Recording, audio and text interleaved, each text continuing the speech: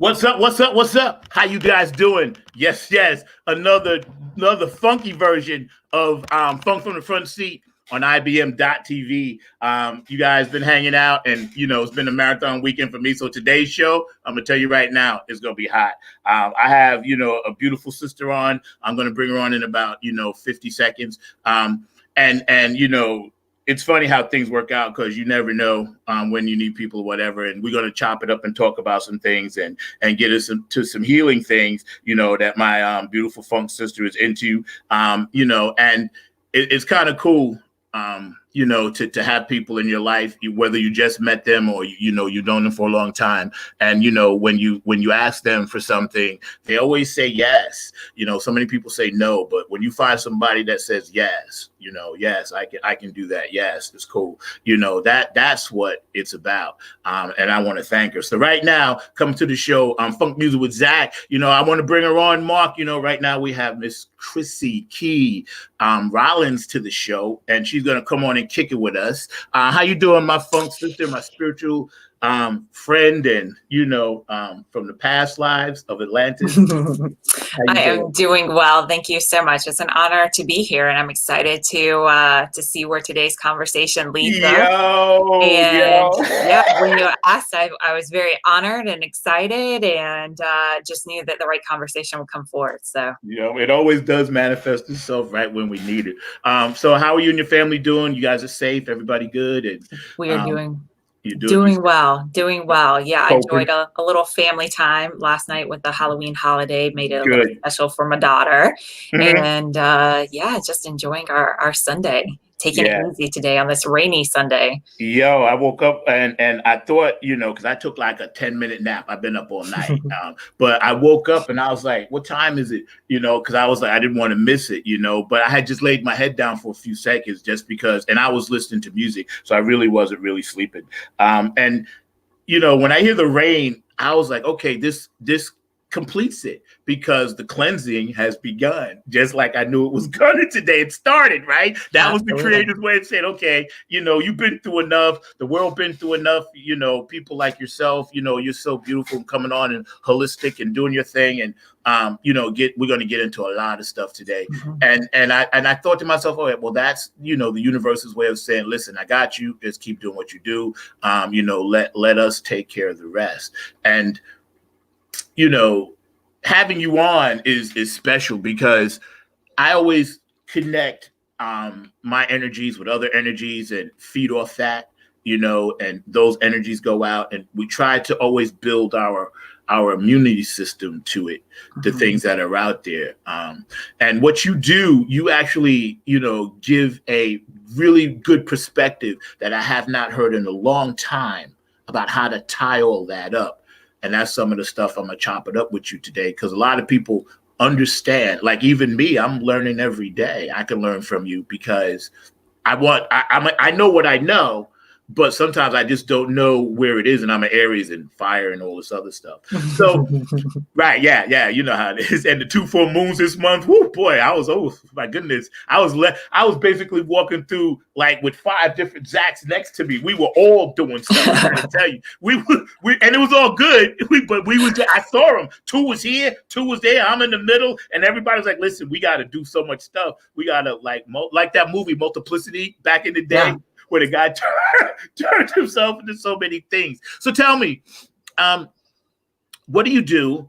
And give us a little overview about what it is that you're into and what you do for the world.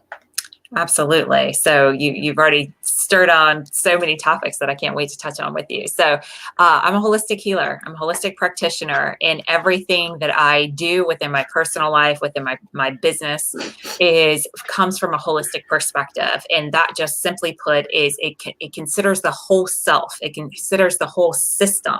So when we talk about the individual experience, we have to bring in the whole collective experience. And then from there, we bring out an even bigger scope. And as we start to move that scope out and we encompass a fuller picture and a bigger story, what I find is that one, we can actually simplify what's happening in front of us and find a code or a system to follow to process things through that give me a more fulfilling experience and at the same time a less overwhelming experience. And it also opens up more options and choices. So we can see a bigger understanding or a fuller story. I'd say like a bigger truth to what's happening. And one of the main disruptors in our society currently and in our individual lives is that we've kind of sectored ourselves out and we're all battling for space and to make sure that we have what we need. And when we can just take a pause and bring in that holistic perspective, and see a bigger picture, then we can see the commonalities that are in place. We can see that there's actually one thing that's happening, but we're going about it in different individual ways. And when we can look at it from that perspective, then I feel we can have a different conversation and begin to communicate those things that aren't being seen, that aren't being represented, and also, again, keep space for everybody. And I'm happy to go into more about what I mean by that. So I approach everything from a holistic perspective. I work with individuals for healing and balancing and just bringing in more peace and fulfillment into their relationships or into their personal life. And then I also bring that over into the world of entrepreneurship, because being an entrepreneur myself, I have found, I'm kind of like a lifer. I've been doing this for 14 years next month. So it doesn't really occur to me to think about life from other than that of an entrepreneur, but to help other people wake up to how entrepreneurship is their birthright and how you are made to offer your services and your gifts out into the world and be able to receive all the resources needed to fulfill and sustain your life moving forward. How can we make that a more natural process and more of a side effect of our full beingness in the world than something that we have to learn or try to get right or have to become in order to do the things we're passionate about, like music or art or healing services, where we have more of that creative service-based spirit and don't necessarily like all the structure and rules and uncomfortableness that comes along with like the business aspects of it. So how can we do that? How can we have our business be a natural part of our expression into this world? And why would we not live that way, pursuing our passions? And take a look at how passionless employment and living that limited life experience is actually so toxic and detrimental to the individual, to the family, and ultimately to society. So as you can see, it's a big scope that I bring to life, to my practice, and to my personal life. And I don't bring anything to my practice that I don't participate in regularly in my personal life, which I just feel is important if you're going to be out there sharing this kind of message with other people. And at the same time, I don't claim to have it all figured out or to know everything. I'm just willing to explore. I'm willing to explore. So I welcome other perspectives. I welcome people to challenge the beliefs or the perspectives that I offer. And I really look at it as just an invitation for you to explore it for yourself, because truth is a direct experience and there's no amount of concepts that I can share that will make it your truth. It's only when you live it. And when we understand that we're all living individual truths, that we don't have to battle for whose truth is right. And we can connect in such a more authentic way that really brings what we are looking for through trying to get people to understand what it is that we're saying. I try to set aside being understood and focus on understanding the other person, because once I understand you, then I know how to talk about what it is that I'm experiencing over here. You flip it in a way, here we are hanging out today with my beautiful new funk old sister that I've known for many, many lives, Chrissy Q. Rollins. Rollins, a holistic healer and things of that nature. And you have a I'm sorry, I was just trying to find something that you and I talked about, some notes earlier during the week, and seeing beyond what meets the eye. That's why you saw me looking down. I was making sure I got to that. I want to get to some points. When you first developed, you were born with this gift. You've had it many lifetimes.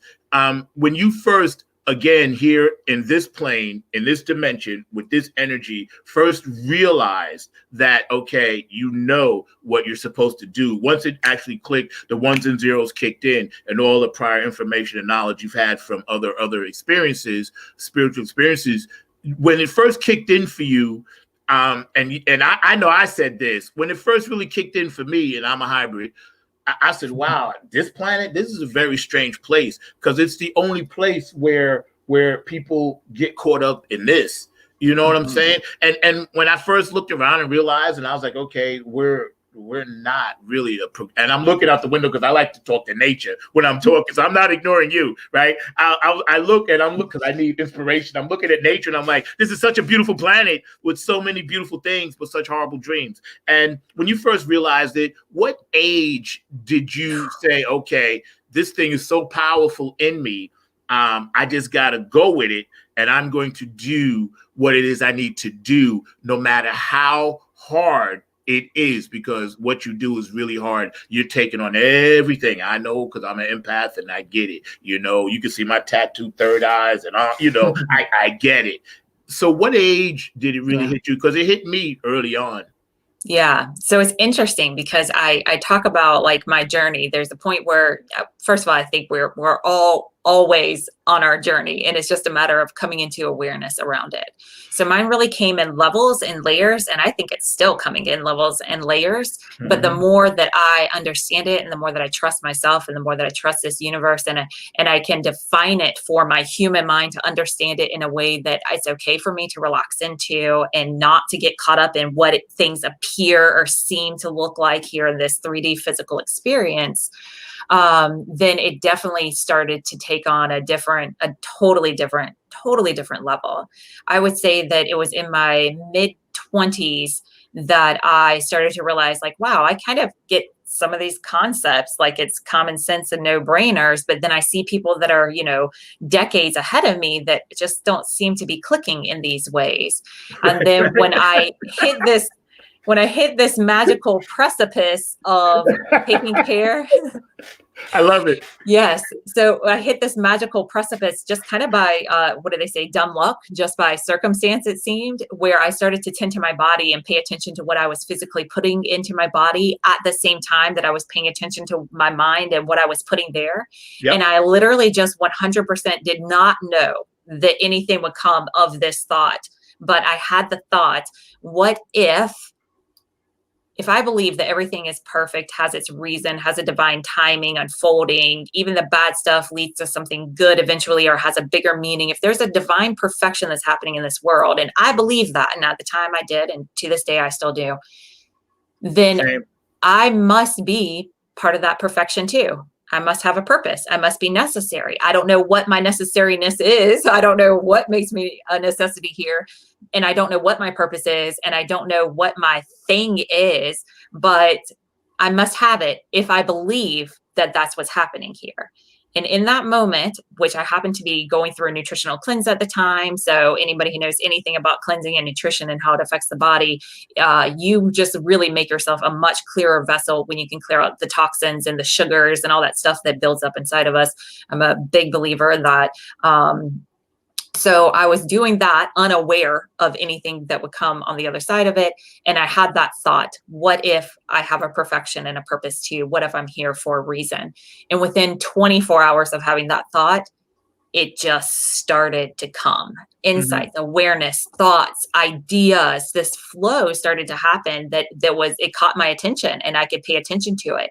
And then the pieces just started to come together over time. And I still had to find my way. I mean, I think that's part of the frustration and the beautifulness of this human experience, is that it's like you always know what you're here for, but there's a long time where you don't know what you're here for at the same time, because this is the place, Zach, that contrast happens. You have to have both in order to have anything. And when we think it's just that side or this side, and one side's right and the other is wrong, without realizing we can't even be doing what we're doing if we didn't have both. Now let's honor both. Let's understand both. Let's find a place and a non-place for both. Then it can become something like completely different. So that moment of what am I here for? I must have a purpose. And then bam, just something started to take over me and started to work its way through me. That happened like right right at 30, which I know is a very pivotal point for most of us humans. If anybody's into astrology at all, then there's a couple of shifts that we have in our lives, and they happen in 30-year patterns. So at 30, a lot of us start to kind of wake up. And I say, like, our mind's job is here to keep us safe and keep us moving forward in life until we wake up and start to take conscious direction and be a conscious participant in this human experience that we have obviously signed up for, because here we are. Yeah, and at the same time, right, that's right. And at the same time, I can't prove that you're here unless you and I engage. So is this a big thing that's happening all together? Is this an individual experience? And that flexing back and forth and exploring that is 24/7 what I live in my life, and I've made my business a side effect of that, and to help other people figure this out too. And an amazing business, holistic restoration. Here we are hanging out on Funk Music with Zack with author Chrissy Key Rollins, very good friend of mine, old and new souls. You said something really profound, because it was, growing up, I knew early on when I had my first UFO experience and my first experience with angelics and angels and orbs and things of that nature, I was like maybe 7 years old, but I didn't really understand it, but I just knew it was something different that was happening to me. My dad, if he was alive, could document when he used to come home, and, my mother died when I was 7. So here's the thing, right? And I was adopted. So nobody really knew where I was adopted from. And the woman that adopted me and, her husband, Mr. Robertson, my father and mother, my mother died when I was 7. So I never knew my adopted mother. Right. And when my mother died, I knew then, because I had all the premonitions about the hearse, the flower car, this and that. I told my father, listen, it's going to be like this, this, this, and this. And he knew then. He said, well, how do you know? And then sure enough, the day of the funeral, when it happened, I was like, see, I told you, a bed of white roses, back in the funeral car. I said, we're all going to be sitting here. I said, all of this stuff is going to happen. And he knew then, like, well, okay, this is a little different, child. And I'm fast forwarding. I'm telling you all that to say, going through it and understanding it and figuring it out, and the music and this and that. I'm an Aries, so I was always riding against the grain for spite, even though I knew. I was so spiteful. I was like, all right, you think I ain't going to get through this? I'm fired. You can't hurt me. And I did it a lot of times. When I was 30, I had tore my knee up for the first time, had to have surgery. First time I had ever been cut. I was like, I got hurt? I was like, how is this possible? I'm a warrior. Warriors don't get hurt. And that was interesting you said that, because I've heard that before. Explain that a little bit about that first try learning experience and that first change at 30. People really need to understand this. It's an important issue. Please explain that. Yeah, I would say looking back, the key thing was a complete surrender. It was a willingness to let go of my assumptions of what life had in store for me, what I was destined for, what I could do, what I couldn't do, what was possible, what wasn't possible. Like, it was just a letting go of that and an opening up to realizing that at some point I've got to figure it out, because I'm a part of this puzzle, or else I wouldn't be here. So it was just a complete surrender. And I love teaching people tangible, practical ways to understand those spiritual concepts. Because surrender, I had tried that a few years before. I remember sitting on my couch in my home being like, all right, that's all I got to do is surrender. Okay, fine. I surrender. And nothing happened. And I said it a couple more times. And I'm like, okay, surrender, sign me up. Here I am, surrender. And nothing happened. Nothing happened at all. It was when I surrendered, let go of how my mind told me things were and how they were going to be.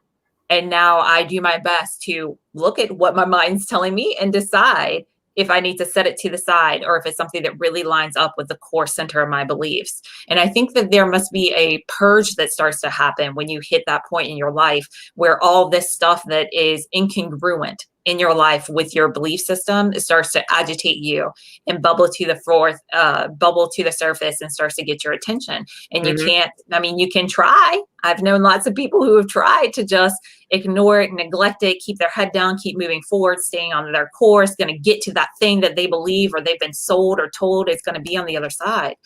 And that's why, for me, I think it's so important and powerful. And we can look to even biblical scriptures that speak to the power of our words and how they create our world, and redefining my world, redefining the fact that I was a piece of this puzzle, and that even if I didn't know right now that one day it's going to make sense, that in itself just allowed me to open up and allow miracles to come into my life that never would have been if I had just held the thought that this is the way that it was. Yeah. You know, and what you said is so important. That's why I wanted to really just hit that for a second. So people out there, again, author Chrissy Key Rollins, such a beautiful soul and spirit, hanging out with us on Funk Music with Zack on IBM.TV. Thank you all for tuning in. We love you all out there. Just stay safe. When you say things like that, you know, it really, really charges up people like me. And you know, then it's almost like, you know, you're a battery and you recharging me, and then I can then go out and recharge others. You know, you're what I call on the tree. You're like a major cell. There are minor cells, and then there are major cells. You're a major cell in the battery of energy of the earth. You're an important cog in it, because without your knowledge to drop on us, a lot of us would be still in the dark. We want to come out. We want to be able to utilize our best selves to help others and spread the light and eventually connect that ball of light. But some people just don't understand how to use their inner mechanisms, their ones and zeros, their binary code that we all got planted in us. And I'm glad you mentioned that, because that will help out a lot of people. And seeing beyond what meets the eye, you know, one of your mantras, and you have many. And please send me your book. I'll pay for it. I got to read your book. I haven't gotten around to it yet with everything, and you know, but please, you know, let me get that. So tell me about seeing what beyond what meets the eye. What do you mean? Yeah, it's interesting that you mentioned these ones and zeros, because a lot of times I can equate over our life to thinking about computers and hard drives and interfaces and software systems and operating systems. And if your operating system is outdated or it's not like as current as it could be, then anything that you process through it is going to give you the same interface, because that's what it's programmed to give you.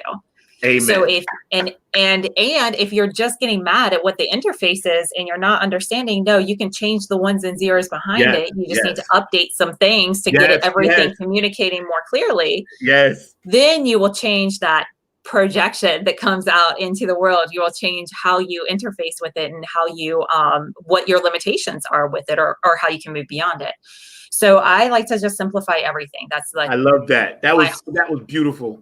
My whole focus is on how can you simplify, balance, and receive, because I feel like that those are the three things that, for myself, when I'm overwhelmed, when there's too much that's happening, or I'm completely out of balance, or if I'm not receiving what I feel like I need, want, and desire to sustain life, then everything goes haywire for me. So if I can just start whenever things get overwhelmed, how can I simplify this? And I call it a black-white healing code. And it's interesting because we could probably put this on a lot of different things around our society right now and see it at work. And basically, it's not making one right or the other. It's just understanding you got to have both. And whenever there is both, then you're going to have some kind of charge, some kind of spark, some kind of life. But we can just simplify it into being one way or the other. Then we can start to decipher it and put it into its proper category in our logical mind spreadsheet or however it is. But if we keep thinking that it should always be white or it should always be black, then we're going to always be out of balance. And when we can understand that this is the place where contrast happens, this is the place that chaos happens. Like, if you haven't noticed yet, chaos reigns supreme here. I mean, if you step out of the picture, nature's going to take over, and this is just what is happening here. So if we can stop taking it personal and we can understand, okay, this is the place where contrast happens. But the part for us to pay attention to is, of course, pay attention to what it looks like on the outside, but more importantly, pay attention to what comes up for you internally on the inside. When you're witnessing it, when you're engaging in it, when you're hearing about it, anytime that is within your experience, pay attention to what happens on the inside, because that is the part that is personal. That is the part that is for you to take a look at, to see where are you making this interface wrong, and where can you go back to your coding to have a clearer message and better communication about what is coming forth. Because if you don't understand that this is the place that chaos happens, that anytime that you see that conflict occur, you're going to take it personal. There's going to be blame, there's going to be shame, and you're going to get caught back in to this cyclical human experience that we are all trying to wake up out of, so that we can, break those cycles in our life. But what if it's not the other people around you that actually need to do the changing? What if it's really the way that you process the information, the story that you tell your internal self as to why it's happening and where it's coming from? And when I do this in my life, that's when I can evolve past my Capricornian ways, because I'm a Capricorn. Oh, and I love Capricorns. My father was a Capricorn. We're the goats for the reason, in my opinion. I just adore Capricorns, but I also have a big empathy for us, because we're very often misunderstood. We're like very serious on the outside, but there's like constantly a party happening inside. Oh yeah. We just don't know that doesn't always come out on the outside.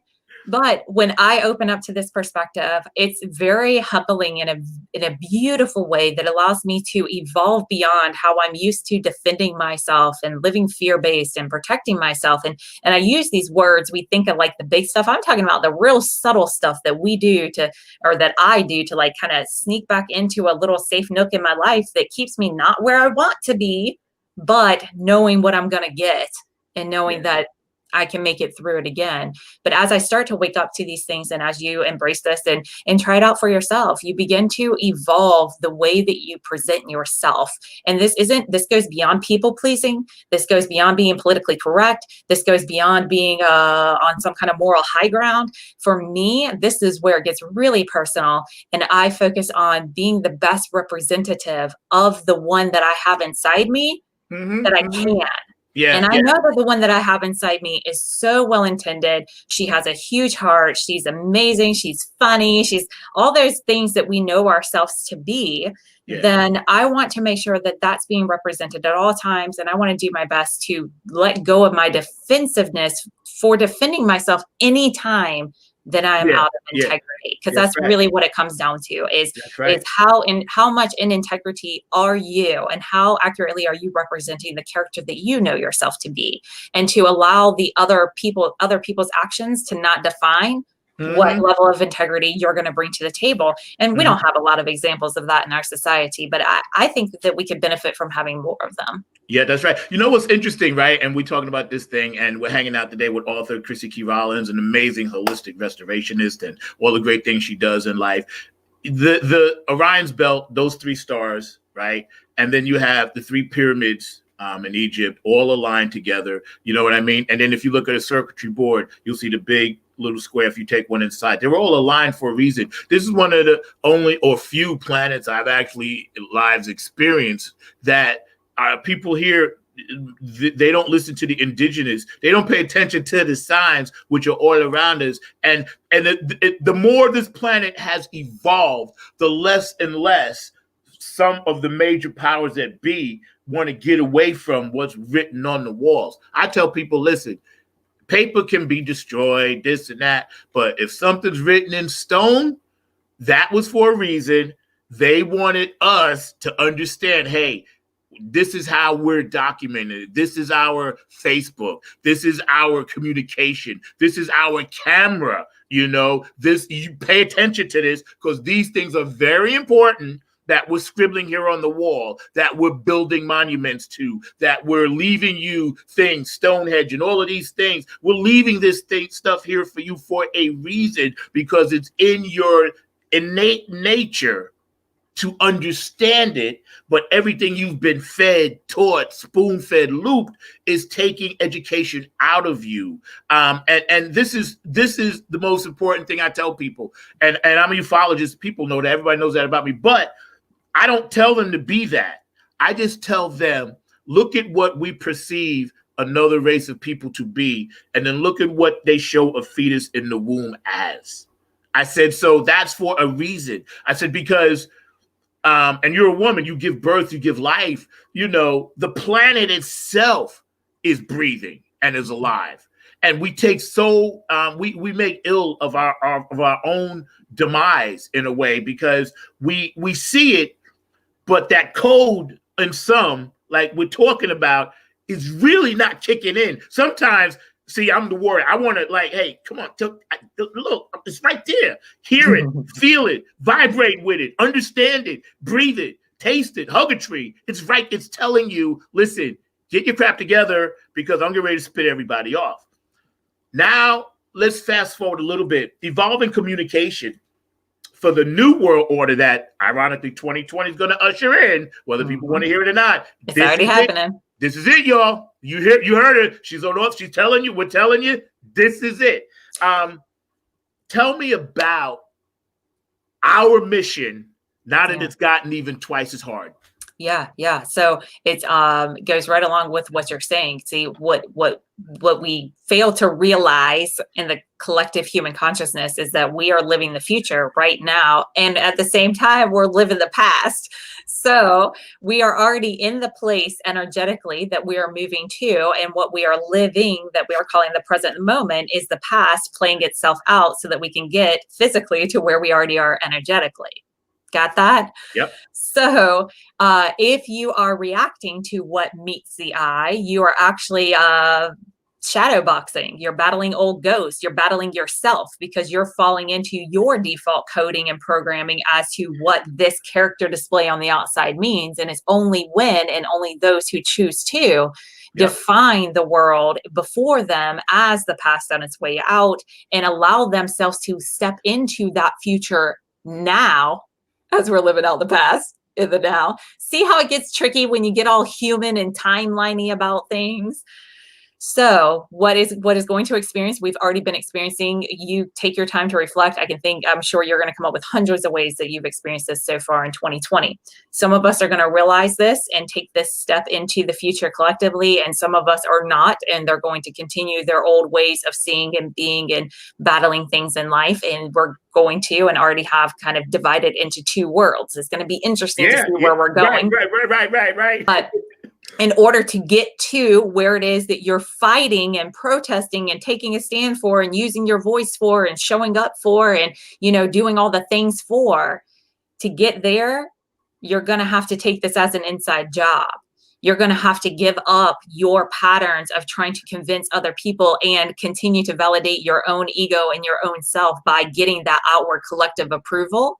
And you're going to have to learn how to fortify into your truth like you never have before. And it's only when I have found myself to be able to fortify within my truth, regardless of the physical display that's happening around me, or even those closest to me, what they're saying to me, or questioning or doubting. It's only when I fortify within that space that I'm able to step into my future in the now by living as if it is already happening. And by doing that, it sets forth a different set of sequence events to follow, because I'm not being how I was before. I'm being how I've never been before. So I'm allowing what's never been before. And that's the invitation that's at hand and being handed over to us. And that's why we're getting shook up in different ways and triggered in different ways and having different struggles in different ways, because we all have different things that need to be healed. You're going to know what yours is because it's going to come to the surface, and you're probably going to think somebody else is at fault. And that is a very, very, very flashcard, cue card to look for, so that you can start to realize, what if there is nobody else to blame? What if this is the place that chaos happens? What if we aren't going to set everything into balance? What if it was going to be set into balance, it would have happened decades and eons ago? Exactly. Because there's been amazing spiritual leaders, there have been amazing thought leaders, and what do we still do? The same thing we've always done, because what if that's what we came here to do? Not to stop this fire that's been burning longer than we have, but to understand that that's what happens here. The chaos, the conflict, and amongst it, you get the opportunity to decide, who are you going to be? Right. Exactly. Who are Exactly. you going to be? You can talk about who you are. You can be who you are. Because if all of us that are fighting for peace, for equality, for justice, for balance, for love, for kindness, for humanity, if we all just stopped doing anything other than being that which we desire and making the choices that one would embody if they were doing that, like we think other people should be doing, Mm-hmm. we would all be suddenly doing and living exactly what it is that we are all so fighting for. And from that place, guess what? Then we could figure out the logistics on who Yeah. manages what and what money goes to where. And Right. it would be Right. a completely different conversation than thinking that there's you and there's me and there's a separation between the two, without realizing the hate that I bring to you is the hate that I cultivate within myself, that I carry around everywhere that I go, not Mhm. that you carry around everywhere that you go. You just happen to be the beautiful angel that is here in my path to bring forth that which I need to recognize within myself, where I am stopping myself from having the wholeness and to have the most truthful experience of what's happening around me. And again, truth is a direct experience. So you can hear me say these things or you can try it on for yourself. But what's interesting is that whatever narrative you drop down, whatever Mhm. storyline it is, mine happens to be one of this is the place where the contrast happens, but ultimately we're all coming from the same source to come and play out this weird human experience. I hadn't figured that one out yet. That's the storyline that I use. If you dropped in anything else, guess what you would have in your world? Yeah. That would Right. be your truth. You That's would right. live it. So if you don't like the truth that you're living, if you don't like what's happening out there when you engage in social media or you go out into your streets, I think it's so much more when you engage in media, Yeah. because that's a whole nother That's a conversation whole that we nother can show. have. I mean, you Yep. say that we don't talk to our indigenous people and follow their ways. I say they just didn't have the right marketing team because they Right. Right. couldn't Yeah. battle Right. with, Right. but then I can also say they weren't supposed to have the marketing team because this is the place that the chaos happens. So Yeah. we can Yeah. battle over how things should have been and who's at fault, or we can wake up and realize we are the children of this world who have inherited this land. And it is up to us not to look to the past, to point a finger to say who's at fault and now let's rectify it, but to point to the right now and say, how do we want things now? And what kind of steward do we want to be now? And why don't we come together and do all the things that we think that should have happened? And then we would just open up a completely different conversation. We'd be able to set forth a lot of equality in places where it hasn't been. And we would also be able to lift up the burden that some people are carrying right now who are not at fault and aren't part of the problem, but haven't figured out that what they're here Right. for Right. Right. is Right. not Right. to save everybody else, but simply to save yourself Yeah. and to be the example and to be the change, and then to practice that unconditional acceptance of other people. And unconditional acceptance doesn't mean become a doormat.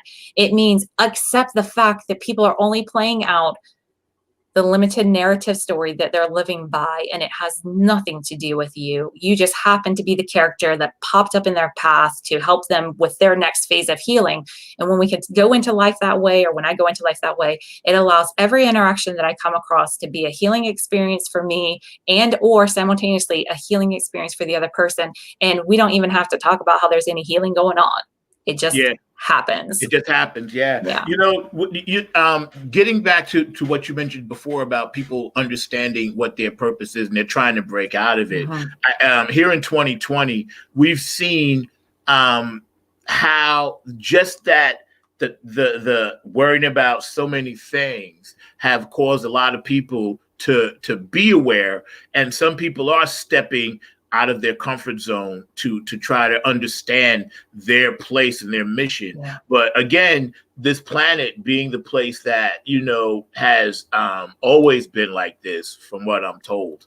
It's always been like this, and to get to that next level, for whatever reasons that we're still finding out, it's gonna continue, but again, like you mentioned, stepping out of that, and those of us that walk in a different energy field and zone, some people, when they see that, they almost want to grab onto you to say, hey, take me with you, right? For Mhm. me, it's the music thing or whatever. And I'm like, listen, I've been trying. Listen to what I put out like 20 years ago. I've been trying to tell you, This is it. Bob Marley.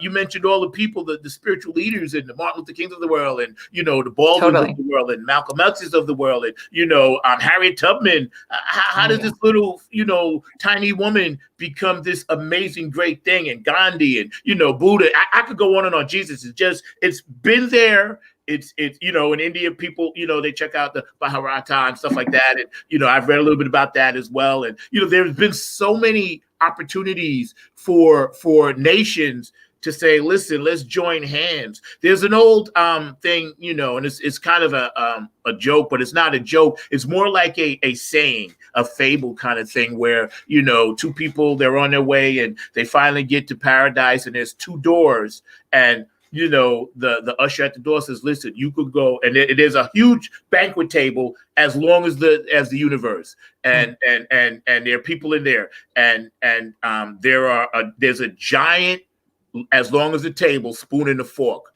on each one, right? 2 rooms, right? Just one spoon, 1 fork, as long as the table is stretching out the universe. And the usher says, okay, you can go in this door or you can go in this door. So the angelic spirit looks, and he looks in the one door, and everybody's fighting. They can't figure out how to use the giant utensil, this and that, and throwing food, this and that, and it's all chaos. Then he looks in the other door, and everybody's peaceful. And then he realized the people over here were all being greedy. The people over here fed each other. See what I'm saying? So they were calm, because they knew, as long as it was, if I feed you, then you turn around and feed me, I'm good. And somebody told me that a long time ago. And I was like, you know what? I'm gonna hold that, and I'm gonna use that one day. Today was a good day for me. I love it. Yeah, that's pretty cool, right? You think about the concept of it, because it doesn't really tip it off at the top of it. It just tells you, hey, like you mentioned, and I'm so glad to have you. Oh my God, here we are, author Chrissy Key Rollins. And we're going to get to your book in a second, but I'm so glad to have people like you, because it validates, other people, not just me, but other people that are watching this show that really need this, because right now people are teetering. Some people have fell back into habits that have made them uncomfortable and miserable all their lives, but because they can't take the pressure of what we are. And I'm telling people out there, listen, you can reach out to anyone on our IBM team, anyone that's ever been a guest, I'm sure would not mind if you reach out respectfully. That's right. Reach out to me. That's right. Reach out, because if you need answers, there's answer providers for you out there. No matter what it is, what country, what time, don't matter. Don't feel like you in this thing alone. We are the Light Warriors. We're here to help you. We're going to make sure we do as best we can to get as many people in as possible. That's my mission now. I've been on that mission now for like 10 years, and off air one day we'll talk and I'll tell you all my stories, but my life struggles. But the Aries, we warriors, we always come back. We bounce back hard. We come back even better sometimes. And when we talk about, the things that you're going to mention in your book, right? When you started creating these writings, and you said, okay, I'm at the point now where I got to feed people another way. I'm giving it to them this way. I'm going to give it to them this way now, because I did that with the funk. I gave it to them one way. Now I'm going to give them the spiritual stuff and another. You just figure out ways, right? Was it a rewarding thing to know that you were able to help so many people with what your mind had manifested on paper? Tell me, first of all, the name of the book. How many books have you done? Tell me about that. So I've just, what happened for me, and actually my first book is in its first draft form right now. It's going through the editing process to put out there. So I hadn't even gotten it out there yet. Okay. But let me tell you the process, what happened to me. And I share this to encourage anybody who is listening to this, who has something that's sitting on their heart that they have found value in your own personal life. If you have found value in it in your own personal life, you need to share that story with other people. Amen. Other people, maybe it's not for everybody, CrossFit training's not for everybody. Playing the banjo is not for everybody. Mountain climbing's not for everybody. However, there's something that you have done. If there has been an experience in your life that has changed you, that has given you a more fulfilling, easier way, share your story with others. People need to know it. Everybody's story really does matter. And just like Zack just mentioned, that's us feeding each other. That's us feeding each other. Share your experience in what has helped you. So be that, a nutritional product, or be that a service that somebody provides, whatever that thing is for you. So I was going into entrepreneurship in my 20s after completing massage school and just trying to figure out how do I keep a business going. And I incorporated a line of nutritional products into my practice and opened up another stream of income. And it also got me connected with some really amazing mentors and people that have been in the industry for quite a while. It gave me some great connections to understanding whole food nutrition and just alternative information that isn't always the first hits on Google whenever you go to dive into this stuff. And plus, this was, 20 years ago. So I wasn't Googling anything back in that day. But as I was going and growing and staying the course, which is the most important part, one, you're the lead character in your life story. So you are the one, just like Zack said, reach out. You're not alone. But the thing is that we can't hunt you down. Because we're not the main character in your story. We're the main character in our story. And since you're the lead in your story, you got to make the move. It's just how this stuff works. Believe me. And we're tired. That's right. Go ahead. We would have saved you already if we could. We can't. We can help guide the way back to yourself so that you can figure this out. But you got to make that first move. So there was, I had learned all the things. I learned what you're supposed to do to move a business forward. I learned what you're supposed to do to work through, your own mental mindset blocks. But I was introduced to the concept of self-love. Mm-hmm. Such a simple thing that many of us check off on our spiritual growth to-do list. Like, oh yeah, I love myself. Got to keep on going. Right. But just like any relationship, which I've learned, it's interesting. It's interesting once you're like 18 and a half years into a relationship with someone, because you realize like, wow, I've never been in an 18-year-long relationship before. So I didn't know that this stuff was going to come up. Yeah. But just like your primary relationship, your relationship with yourself, it can't be a one and done, mark it off the list and go get the next thing kind of experience. It's something you got to check in on a daily basis. Yeah, you do. And when I started to actively practice self-love, it changed my life instantly. Instantly changed my life. I had more energy. I had more upswing in my day. Just everything trickled in a better direction when I incorporated that. And I felt like it was this little glue that was like missing to put all these pieces that I had gathered together. And it just made things click. I showed up for myself. I totally transformed the relationship that I had with myself. I changed the way that I ate. I struggled with food my entire life. And for the last 3 years, I struggled with food not. Why? Because I turned it over to my internal self, who I've built a better relationship with. Now she makes better choices than I used to make. And so I just let her run the show pretty much for eating and business and everything. She's just in charge now. So I'm just here to represent her. I'm here to bring her out into the world. So as I started to work on this self-love piece, I was like, people really need to know this. I mean, you just need to know it. And I took the concept and I saw the way that I integrated it into my life. And I had a Facebook group at the time. And I said, you know what? I'm going to do a 5-day self-love challenge. And it was phenomenal. People showed up for it. They were just saying like, wow, this was really incredible. And then a month later, I said, you know what? I'm going to do the same thing, but I'm going to do it with self-worth. And now I'm going to do it with self-identity. And now I'm going to do it with understanding manifestation. And now I'm going to do it with understanding the alchemy of relationships. And I just started doing this once a month, kind of 5-6 day challenge for this group of people that were into what I was into. And I just started leading the way. So once I got through all these like power shifts is what they ended up being to shift the way that you show up with yourself and with life around you, I realized that I was feeling differently about money, which is kind of a funny word that doesn't always come up in the spiritual realm of things, but I think that it should, because I think that that's one of the ways that we lose our power is that we allow this concept of money that is so rampant throughout our society to really disempower us and throw us out of alignment. But I realized it wasn't that my bank accounts were overflowing. It wasn't that all of a sudden I had all the money that I could care about in the world. I just realized that I had started feeling differently about money, and it's apparent lack of being there or how much was there just Right. wasn't tripping me up. Yeah. And I Right. felt that to be big Yeah.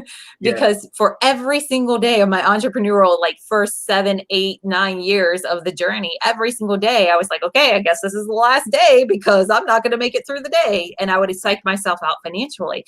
But all of a sudden I realized I'm not doing that. And Yeah. I was the last person that I thought should be saying anything about money. But for some reason, I wasn't freaking out about it. And that's got to be worth something.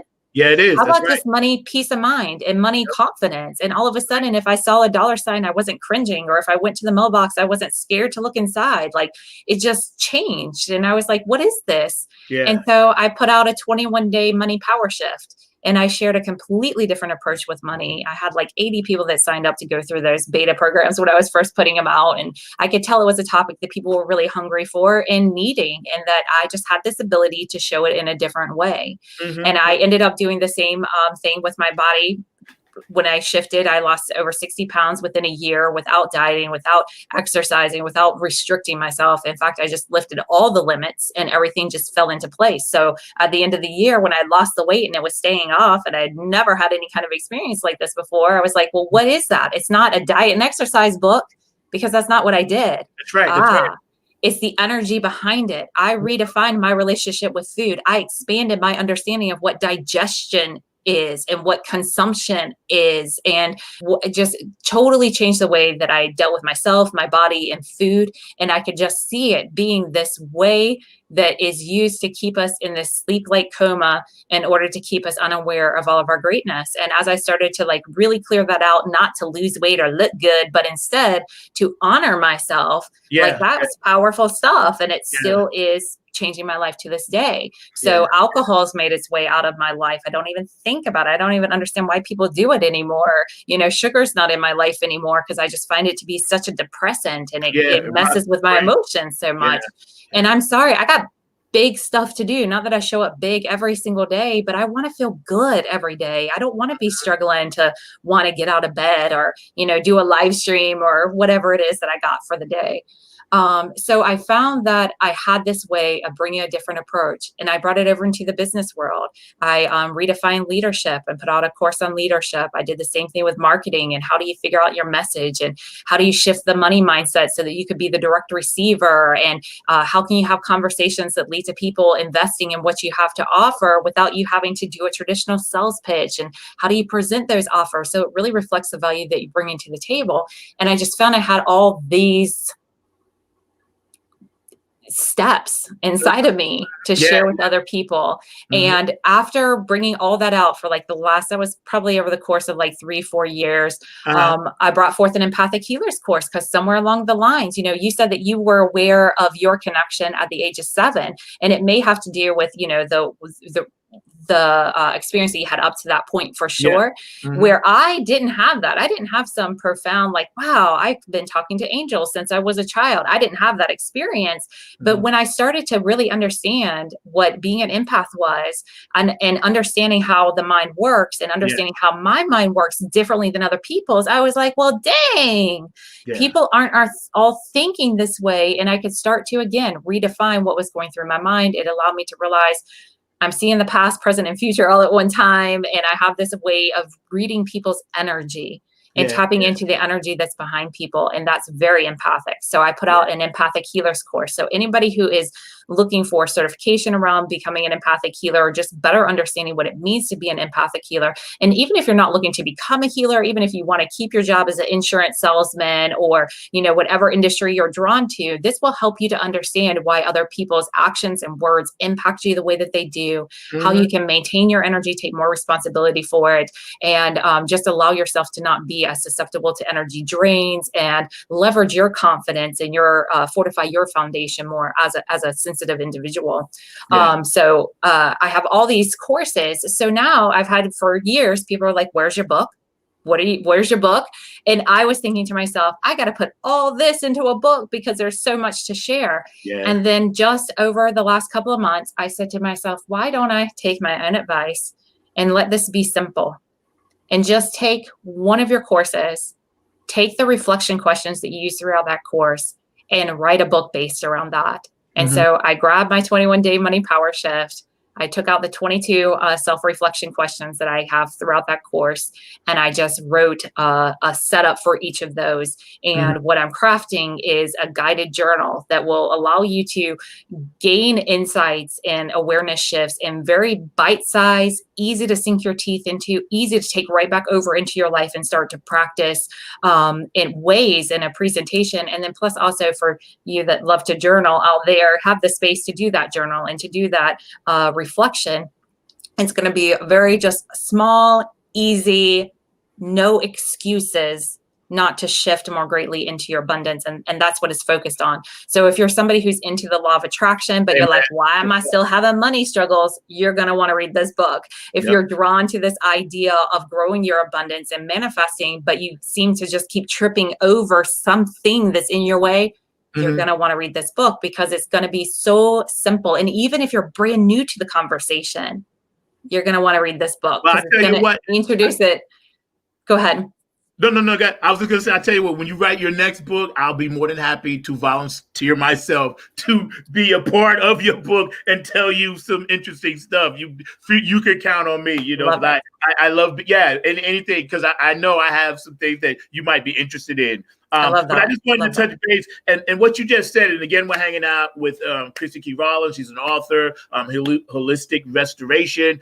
She has her website set up. She has all of her business set up. I love empowered women, first of all. The fact that you're a beautiful spirit, and I knew you from Atlantis and all that other good stuff was beautiful too. And what you basically were just talking about is dissolving those walls, those invisible walls. You just gave people here, and I'm definitely going to have you back on the show again for sure. We'll do a 3-part series if you don't mind. Definitely. Absolutely. This will be the first of the first part. And separating those invisible walls is key to one of the major issues right now. Absolutely.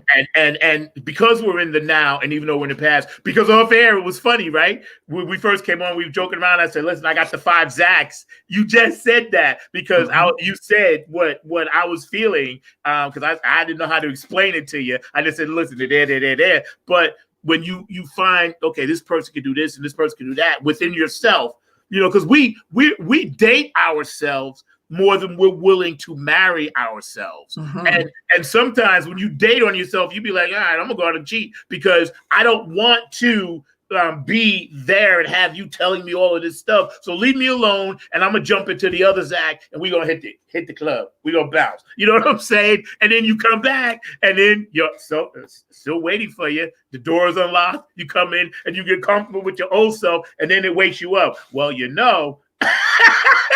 even though you did that, you were supposed to do this. And I'm only saying that because when I was going through my self-medication thing and dealing with my drug addiction and all that other stuff, I was like, whatever, I hear you, but you know what? I'm going to hang out. You know what I'm saying? And I'm going to hang out. If you keep pestering me, the longer you keep pestering me, the longer I'm going to hang out. I was basically destroying my own spirit and soul.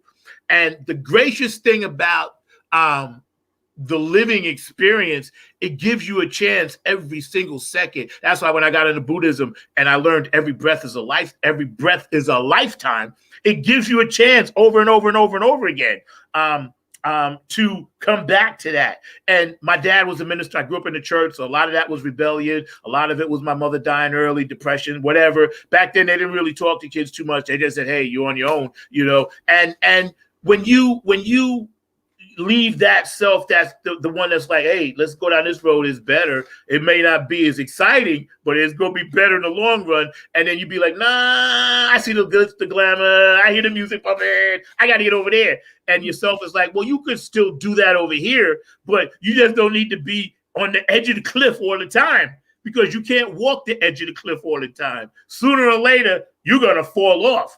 So for me, fortunately, it pulled me back and I was able to get back. And if you would, it's funny, man. I love you so much because you're bringing out so much that needed to be said. That's why an hour and 10-minute show, it just ain't gonna be long enough. Christy Key Rollins hanging out with us. If you could tell people in a few words about these invisible walls, relating to 2020 because they have never been self-evident. And it's okay if we go over a little bit. We're not concerned about the time. Yeah. Okay. So these invisible walls, they are within us, inside of our own mindset, inside of our own thinking. We don't even know that we have a wall that's there. I'm going to use a personal example that doesn't pertain to 2020, but at some point in my 20s, when I was in college, it occurred to me, it was after I got into the natural healing world and was exposed to natural healing in the world of just natural doctors in general. It occurred to me for the first time in my life that I could be a doctor. Mm-hmm. It never occurred to me. It never occurred to me that I could be a doctor. Somewhere in my mind, I had told myself that's for other people who came from other families that had parents that went to college or had money from their family, or they were just smarter. There was some reason why it never occurred to me, even though it was definitely an option, just like it's an option for anybody to go to medical school. It never occurred to me that I could be a doctor. And I remember that being like a pivotal moment where I was like, why did that not occur to me before? Why didn't I think about that? It never occurred to me. Yeah. Now that's a very small example, but that's just a really prime example of how we can put these little invisible walls that cut us off from opportunities of what is possible for us, given our background, given our previous life experience, given what we looked around and saw other people do, and just stories that we made up over ourselves or them or what was necessary in order to have things happen. So a big part of what I feel like is happening in 2020, it is in part what's being said out there. But I think the bigger reaction that we're getting in 2020 is around what's not being said. As a holistic practitioner, I'm having a reaction to the fact that it's not being talked about for 9 months now, what we could be doing with our health and our diet and nutrition in order to fortify and build our immune system. Where's that conversation? It's missing. They don't want that. That's right. That's right. For many people who react to the Black Lives Matters movement, their reaction is because what's not being said is that all lives matter. Yep. Well, guess why people are reacting to Black Lives or even saying Black Lives Matter? Because for so long, we were saying that everybody matters, but yet somebody wasn't bringing the fact that Black lives also matter to the conversation. Yeah. So now that conversation is coming forward, it triggers in people who are not fall within that sector of individuals or self-identify even as that sector of individuals. I've had so many race conversations over the last, 6 months with everyone. And I know it's affecting all of us. So what we're reacting to is what's not being said. That's right. That's right. What's happening in our personal lives when someone says, you just totally cut me off mid-sentence and you're not being thoughtful about what I have to say. We're reacting to the fact that they didn't continue the sentence by saying, although usually you listen so nicely. So we feel like we have to defend ourselves and bring voice to all the 15,000 times that we did something right whenever something's being pointed out how we're doing something wrong. Mm-hmm. So if you can start to open yourself up and to realize you're there's this invisible wall around how you're experiencing life, and that beyond that wall is the rest of the story. Yeah. Then what I do is when I'm met with that confusion over why is someone saying that I'm inconsiderate whenever obviously I'm one of the most considerate people that we know, or at least that's what my internal ego wants to tell me sometimes, right? Because we always take that defense to our own, get our own back in that way. Mm-hmm. Then we can realize what you're reacting to is what's not being said. And then you can just take ownership over what is being said and have a more honest conversation around that, or not need to have the rest of the story talked about. I don't need the rest of my greatness mentioned every time that some way that I fall short is mentioned, because I can bring the rest of my greatness to my internal self to remind myself that I'm doing okay and I could be doing a little bit better. Of course, there's lots of reasons and justifications that have us being where we're at. But if your action or your words were out of alignment with what it would seem like, this is why we got to move past what's being seen. But for those, when you are the one who's working on seeing beyond what's there, and you come into contact with somebody who's very caught up in how things seem, you can want to explain, well, the reason I did this or I said this was because of X, Y, and Z. But if they didn't say to you, why did you do this? Help me understand it. I want you to pay attention because this is where you're running into that invisible wall. You think they can't see all of your greatness. I'm saying they're having a Black Lives Matter conversation, and all lives matter, just has to wait for a different time. Yeah. You don't have to bring that to the table. You don't have to bring that defensiveness. You don't have to bring that explanation. You have to realize that there is some part of you that is used to feeling fulfilled by somebody else recognizing you and validating you. And this is the part that life's asking for you to recognize and validate yourself. Yeah. Because you didn't come here for them to check in on you and make sure that you're all emotionally well and stable. That's your job. Right. That's your job. Right. And when you know that you are courteous, thoughtful, considerate, then you can listen to what it is that they say. You can recognize, well, if I didn't know my own heart and I was just outside participant, just a spectator watching these actions go down, could it look like I was being inconsiderate? It could. Somebody could definitely make up that storyline. Now, mind you, it doesn't mean that their storyline's right or accurate. It could be one of a victim. They could have their own upgrading and evolving and learning that they need to do, but you didn't come here for them. You came here for you. Right. Yep. So you can help them to evolve that by not defending yourself, by listening to them fully, by recognizing how they saw things. And then you could potentially offer the rest of the story on the other side. But the point is this, those invisible walls are going to make you think it is you versus them whenever you're dealing with those that really care about you or really are on your side. Mm-hmm. And I've seen a lot of friendships, a lot of family conversations, a lot of people in general that aren't able to communicate beyond how things appear. And as soon as they run into how they appear, I've been known to stick to facts, and I've been, navigating all the events that happened in 2020, just like everybody else. And I like to stick to the facts of the situation. And I pointed out facts in a particular situation, and that person judged the fact that I was bringing facts as I must be representing everything that's on that side. And I'm like, I'm not representing everything that's on that side. I'm just sticking to the facts so that we can actually have a conversation, because the only reason I'm bringing you facts is because I genuinely want to understand your perspective. But they're not used to people having that kind of conversation. They're not used to having that kind of conversation. And this is why it's time to evolve our conversations. And sometimes it's going to look like letting go of your rightness in order to acknowledge that you can be right and the other person can be right at the same time. And there's room for your whole completeness, just like their whole completeness. But when you get to a certain point, you can evolve and dissolve these invisible walls that are keeping you as separate and realize you're doing the same exact thing at the same exact time, just having your own experience of it. You know what's funny? This is because here we are hanging out. Chrissy Key Rollins, and we're just chilling. She's a holistic restorationist and author and all that good stuff, light being, spirit, and a beautiful person inside and out. And this thing that people want to always try to interrupt what people down here on this planet calls words, we call symbols. You know what I mean? So they're very powerful, because over the past, 3, 4, 5 years, since so many of us are on social media now, we have trolls, people coming in, popping in. And if you're out there watching and you're a troll, God bless you. I'ma still love you.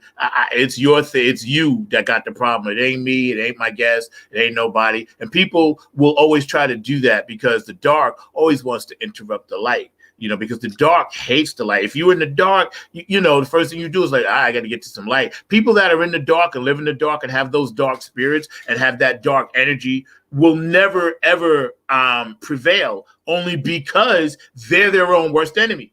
Go ahead, sweetie.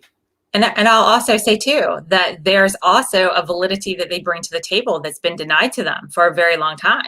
So there's a lot of healing that can happen by recognizing and welcoming in that conversation. I posted some stuff on social media that not everybody agreed with, even though, interestingly enough, I literally posted facts from a website that people were in support of. So that's why I chose that website to get the facts from. But some people didn't like the facts that I brought. So they accused me of making up the data. And I can tell that they must be very passionate about their stance if they're going to attack me and say that I made up something that they could go research for themselves and see that obviously I didn't make it up. It was there.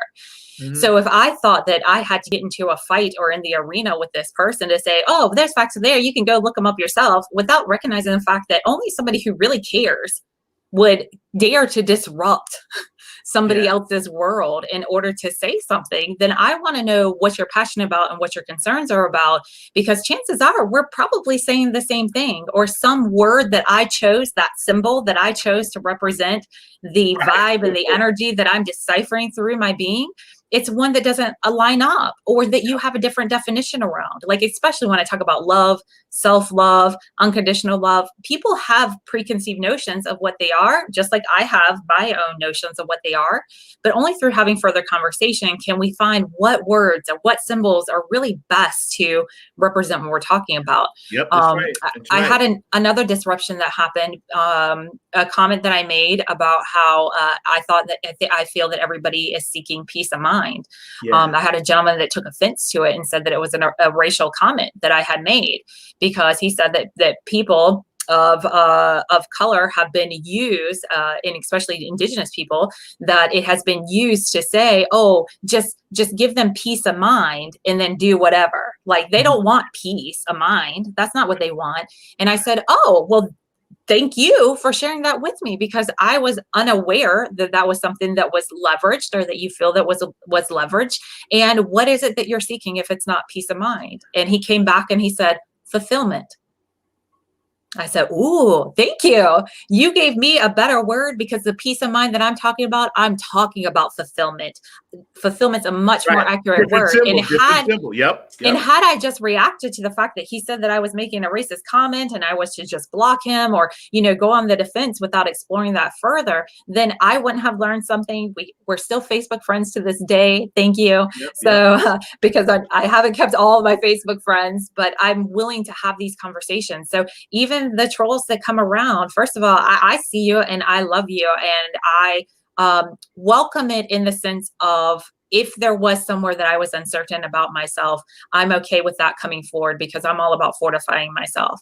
And if there's a place that I could use words to better represent what I'm meaning, so that you and I can see that we're actually meaning a lot of the same things, I welcome that as well. And I don't think that people do things intentionally to hurt other people with a full understanding of how much they matter in the world.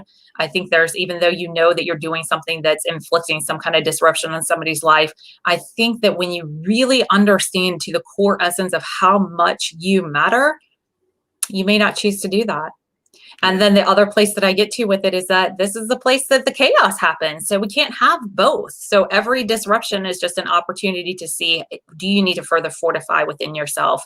And again, not that I welcome disruptions, because I love when everything's nice and calm, and I don't like my boat rocking any more than anybody else like their boat rocking. But at some point I realized, if I do fall out the boat, I'm really good at swimming, so I'll figure it out and I'll be able to survive to get myself to a more stable spot.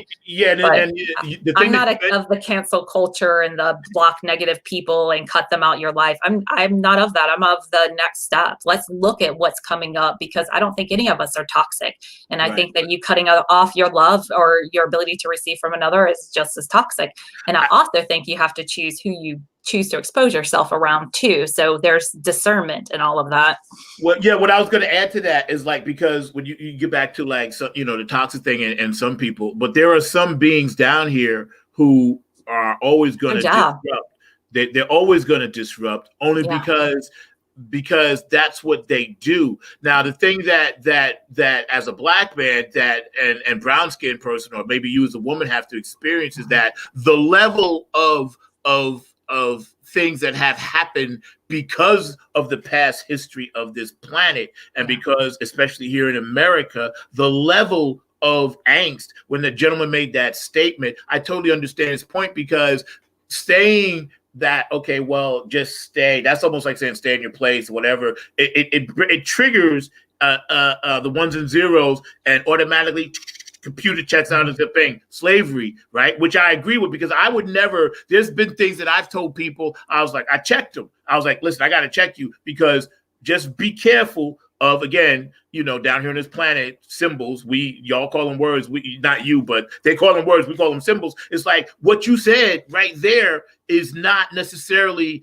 maybe what you were gonna say, but it did trigger into this room that you don't really want to go in with me. Because if you go in this room with me, I'm gonna have to show you all of the ugliness that you think that word doesn't affect me when it really does. And now you've changed something within me. I have to constantly fight that battle. And that's something we're gonna talk about on the roundtable, because I had to fight that battle just last night. Last night, and we talked about that. Here we are hanging out with Chrissy Key Rollins. We're over our time. So, Mark, how we doing back there? Where we at? We're doing good on everything. And like I said, we're just having this conversation. I'm waiting for a couple of our roundtable people to join us and everything. So I'm waiting for some of the roundtable people to join us and definitely engage us in the conversations.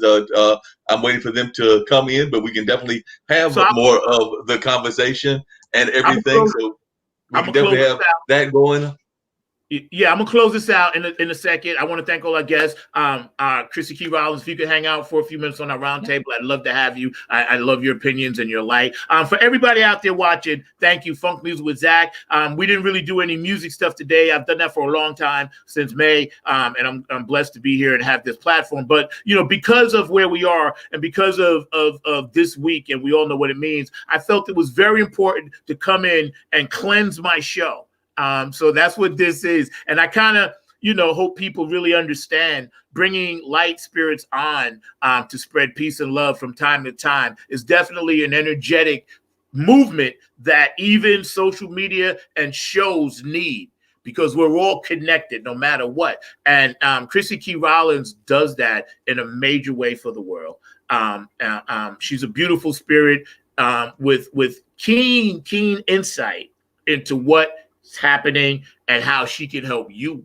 If you got some issues, please contact her. You can see her website on the bottom, holisticrestorations.com. Please go to her Facebook page, and she has her own business page. So where else can they find you on your business pages? Before we get into our ending and then get into our little roundtable, we're going to chat it up. Any last closing thoughts after you tell us where they can find you that you want to say to people watching this show? Yeah, absolutely. Thank you so much. You can find me definitely holisticrestoration.com. You can find me on Facebook. I have a holistic restoration business page. I have a shop on Etsy where you can bring some of this thoughtful, mindful healingness home and help to balance your household, as well as continue your own self-healing. And then I also have a Patreon page that I've just started getting built that I would love to point out to people. You can access a lot of exclusive content that is there already on the board. There's some members that have already joined me, and I just really appreciate all of the support. And the last thing that came to my mind as far as these conversations go with other people, also keep in mind that a lot of the trolling is just a poor choice of words to represent what it is that they're actually feeling, thinking, and believing. And when you can have further conversations to get beyond those symbols, to get beyond those words, you'll find a lot of times that a lot of us just have very immature and unevolved ways of communicating, and we just choose very poor words to represent what it is that we're trying to say. And hate is in there too. A lot of hate. Absolutely. And when you can just move that, pay attention to what it brings up inside of you, reconnect back to the wholeness of you are, reaffirm and validate and do for yourself what you feel this other person is failing to do. From there, you may find a little bit more stable ground to open up more conversation, or just to respond in a way that's more in alignment with your own integrity, and allow other people's integrity to be their responsibility, because quite frankly, it is.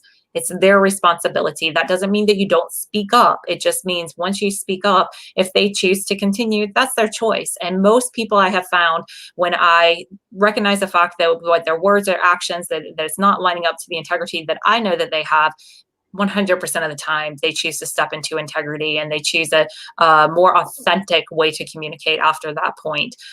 So I just love y'all. I love this conversation. I'm glad to bring it to the table. And if there's anything that I can do to help make your way easier, you can find me on YouTube as well under Chrissy Key Rollins. I have tons of videos that are there. I'm trying to move everything to Patreon, so you can just go there and check it all out, even if you're not a patron. So check back to that site regularly as well.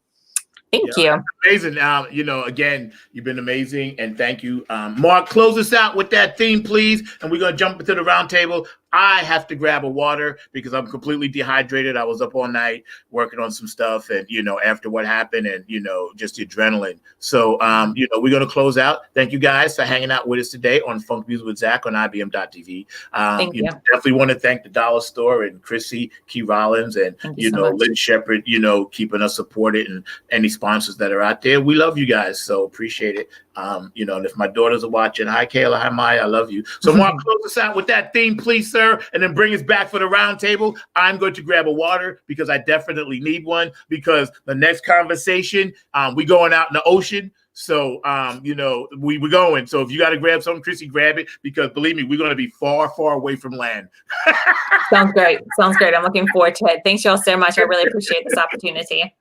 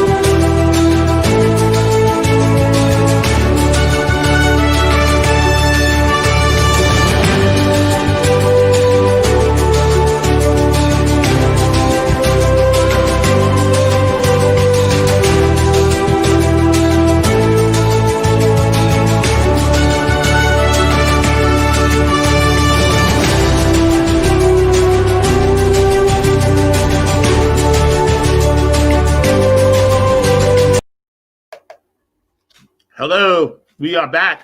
We are back. One of the great shows that we have right there was American Politics. And of course, that's with Bill Tresvant. And hopefully he might be joining us later on. But of course, he is a football fan, so he might be engaged in that whole game that I know Buffalo is playing, I think the afternoon game. So who knows whether he'll show up or not. But definitely we can continue the conversation. And I did Chrissy stepped away.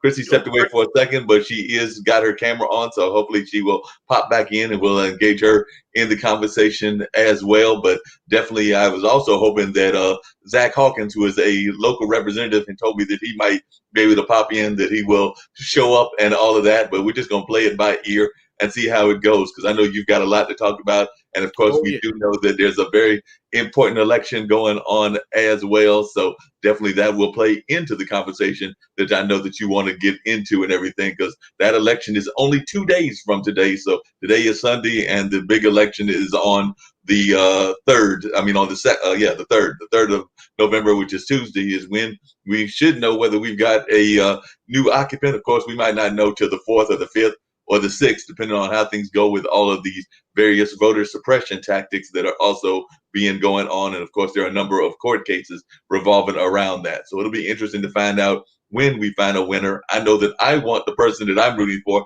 and I know that you're also rooting for, to win in a landslide, so that there's no contest, there's no doubt. We just know who won, and we can move on to better days ahead, to use kind of a artistic kind of cliche and everything. But I'm ready for some better days ahead, and I know you are as well. So definitely I want you to engage folks in that conversation that you wanted to share, and I do have that video lined up and everything. So definitely we can bring that clip up and folks can see what has definitely had you on a different kind of mindset, because of the way, like you mentioned earlier with Chrissy, the trolls will pop in and they'll try to ruin things and things of that nature. I even saw somebody had written a comment on here, and I couldn't decide whether it was a troll or not because it was coming from Twitch. So I didn't necessarily put it up on the page, but they said something about white people and also about that folks were being crazy and stuff like that. So I can actually throw those comments on so folks can make their own judgment as to whether they think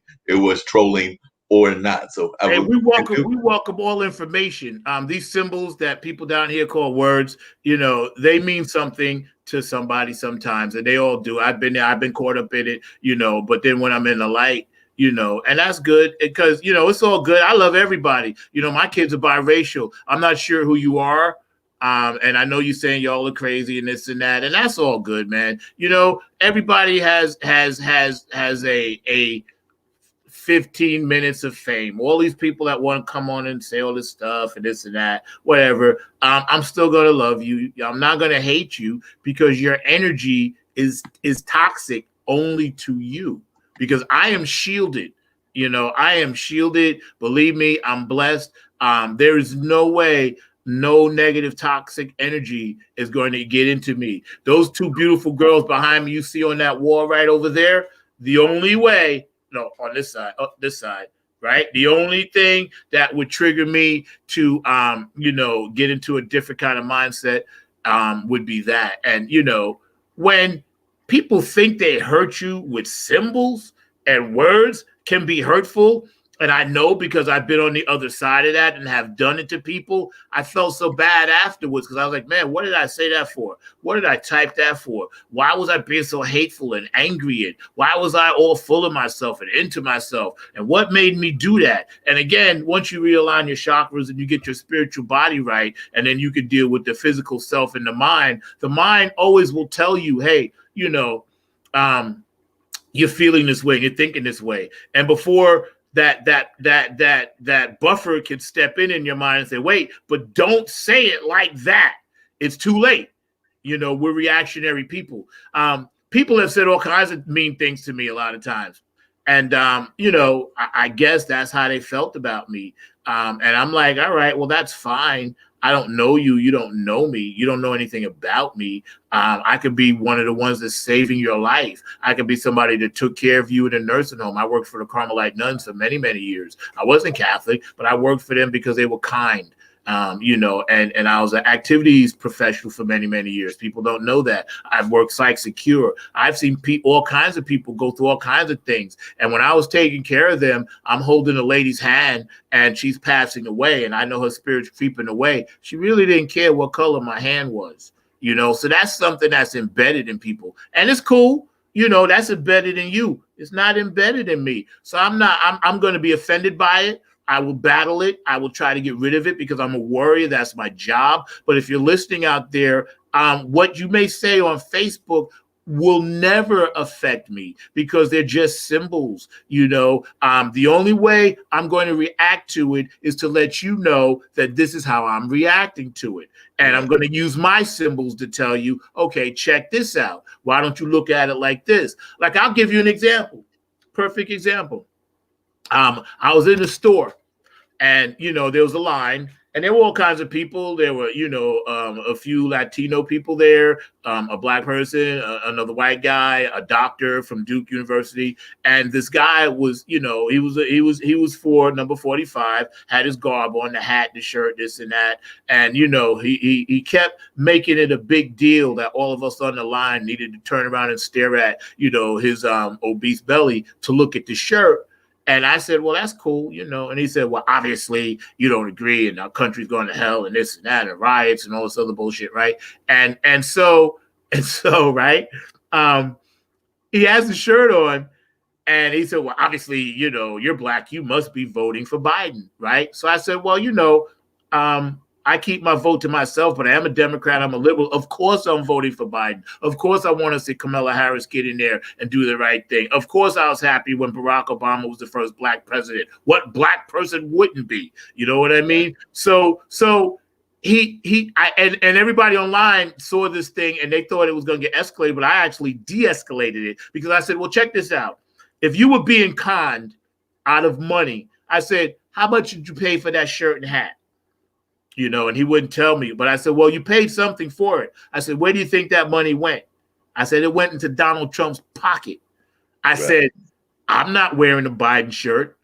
And then the guy behind me said, well played, champ. Because I said, you know, they got money, you know. And then he thought about it. He realized how silly he was because he realized he had been duped and conned because he's wearing garb and he's poor that he paid for and gave the money to somebody else that's rich. And then everybody in the line was like, because they was like, and all it took was a few simple symbols for me to let him know, I'm not wearing a Biden shirt. I said, you're wearing that. I said, so you paid for that. I said, I'm not out money. You are. And the hat, you know. And then he walked out. And then I saw him outside. He put his head down for a minute. And he must have thought about it. Because in reality, he was representing something. And he had to pay to advertise it. Yeah. He paid to advertise something that he felt so strongly of. And the money that he spent, he could have used it for food and gas. See what I mean? He could still do the supporting thing, but he could still have extra money. But because people want to pick their side, this planet is not about sides. It's not a square planet. It's a round planet. So for everybody out there that wants to pick a side, you could pick a side. Last night I said, stay in your lane. You stay in your lane. I'll stay in my lane. I'm here to help you. I'm here to heal you. If you want to get healed and you want to check it out, that's fine. But you never think that your words are going to hurt me, because to me, on my planet, they're just symbols. They don't really mean anything. They're powerful to a lot of people. And words do have meaning. Don't get me wrong. But if it's a negative thing, I'm not letting that in. You know, I'm going to look at you and I'm going to respond, but I'm going to be like, all right, well, that's how you feel.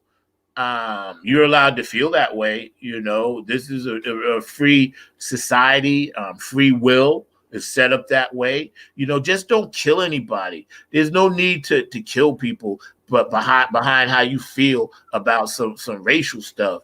And there's no need to, hi Kim, there's no need to, thank you for coming back, yo. There's no need to be in a place to where you got to think like, well, I'm going to say this and I want to sit back and see the reaction, because I know what I said is so important and so powerful. People are going to react to it. And some people do. A lot of people get sucked up into it. I, for one, do not. There was a time when I might have, but you know, as you evolve and you get to a higher level, I don't let anybody's words. I'm just going to tell you straight up, I'm a New Yorker. This is it or this is that. And when people say things, you know, and they try to disrupt the light, it's a reflection of how dark they are inside and how cold they are inside. And they're not trying to reach out. And maybe, you know, the people around them won't let them reach out because they're afraid of this and that, or being kicked out of some kind of group that they belong to, or the lodge or whatever. And they feel, hey, we got to do this. We got to fight for our country. We got to do this. But really, we fighting for the planet right now. The planet is killing us. So if everybody don't join this fight and fight for the planet, it ain't going to really matter what side you want. Because when Mother Earth throws a hurricane, she takes the racists and the non-racists alike. When Mother Earth throws a tornado and goes to Oklahoma, she don't care what trailer you live in, if you black or white. It doesn't discriminate. COVID came through again. Mother Earth is telling us it didn't discriminate. It's going to get you. It don't care what color you are, ethnicity, whether you gay, straight, black or white. COVID is like, listen, I'm going to get in your behind and I'm going to stay there. So when we think about a global healing, which I hope a lot of people do, and I hope a lot of people take from this, that's what we need. Mark, you know, we were on last night doing some stuff, and Chrissy's here and Kim's here, one of Professor Kimberly, and we were doing our thing, whatever, having fun. And somebody came on with some stuff, right? And it was insane. It was so insane. I'm not going to make it go viral yet because there's no need to, but I'm sharing it with a few people. But in a few weeks, I'm going to make it go viral because I want people just to understand exactly how some people feel about things right now. And the moon was full. It was our second one. And, you know, people were just feeling some kind of way anyway. But when this happened, you know, the first thing I did was laugh. And I was like, okay, I'm gonna let you say this again because I want to get it on tape. and the person continued. And I was like, all right, you going around the world. Are you sure you want to put this out there? In my mind, I'm thinking this. And they continue to just eat all that hate, and they spit it back out. And when it got spit back out, the first thing I did was laugh, and then you'll see my comments. But I'm going to let Mark roll the tape. And then after that, with due respect, Chrissy, and with due respect, Kimberly, you guys can comment on it and tell me what you think. I've already heard. We're gonna roll that. Yeah, I know you did. I wanted you to hear it first, but I'm still going to roll it for our audience. I know. I want to kill somebody, but hey. No, we're not going there. No, I ain't gonna let you do that. I got an army. I don't tolerate racism. I don't tolerate prejudicism. I have this low, this much. Check this out, y'all.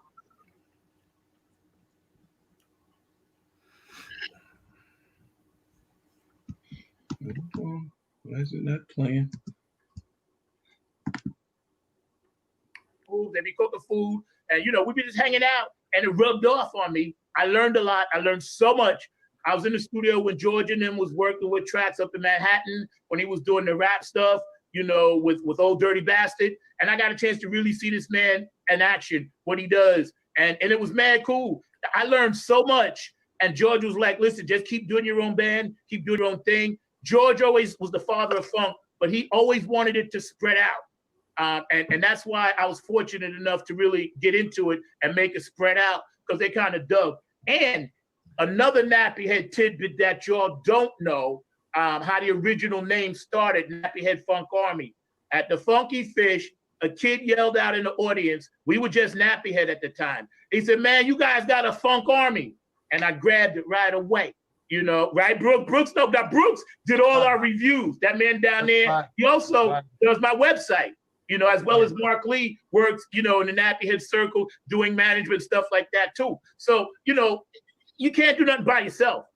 Everything I learned, man, I learned from somebody else. It's not I always want more people to come in. Always. Once 2020 is over, we got new music coming out. Mr. Kevin Harris. Fuck up, nigger, and go pick your cotton. Go pick your cotton, nigger. Me? You hear that? What was that? We're just muting them out. She said, go pick your cotton, nigga. Now see, that's why we doing this. For people like you need love in your heart, whoever said that. And I don't mind. Shut the fuck up. I got to chop it's Trump 2020. Trump 2020. Go pick okay, that's fine, but this is not a political thing. Nigger, go pick your cotton.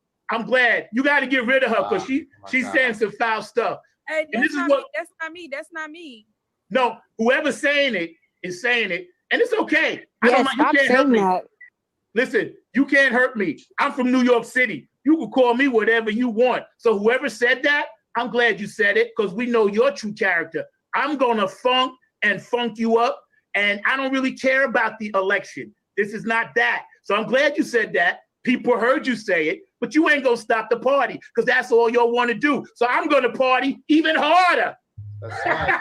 How you like that? I'm gonna finish my story. Good. I love it, nigger. I love it, nigger. Go pick your fucking cotton, you fucking black. That's so funny. I'm gonna make a song out of that. Nigger. Shut the fuck up, bitch, and go pick your fucking cotton. Fucking black ass nigger. I appreciate you. Trump 2020, bitch. Why don't you get off? Thank you for getting her out of there, Jeff. You hear that? Dracula doesn't want that kind of blood. Did you hear that? Yo, did y'all hear that?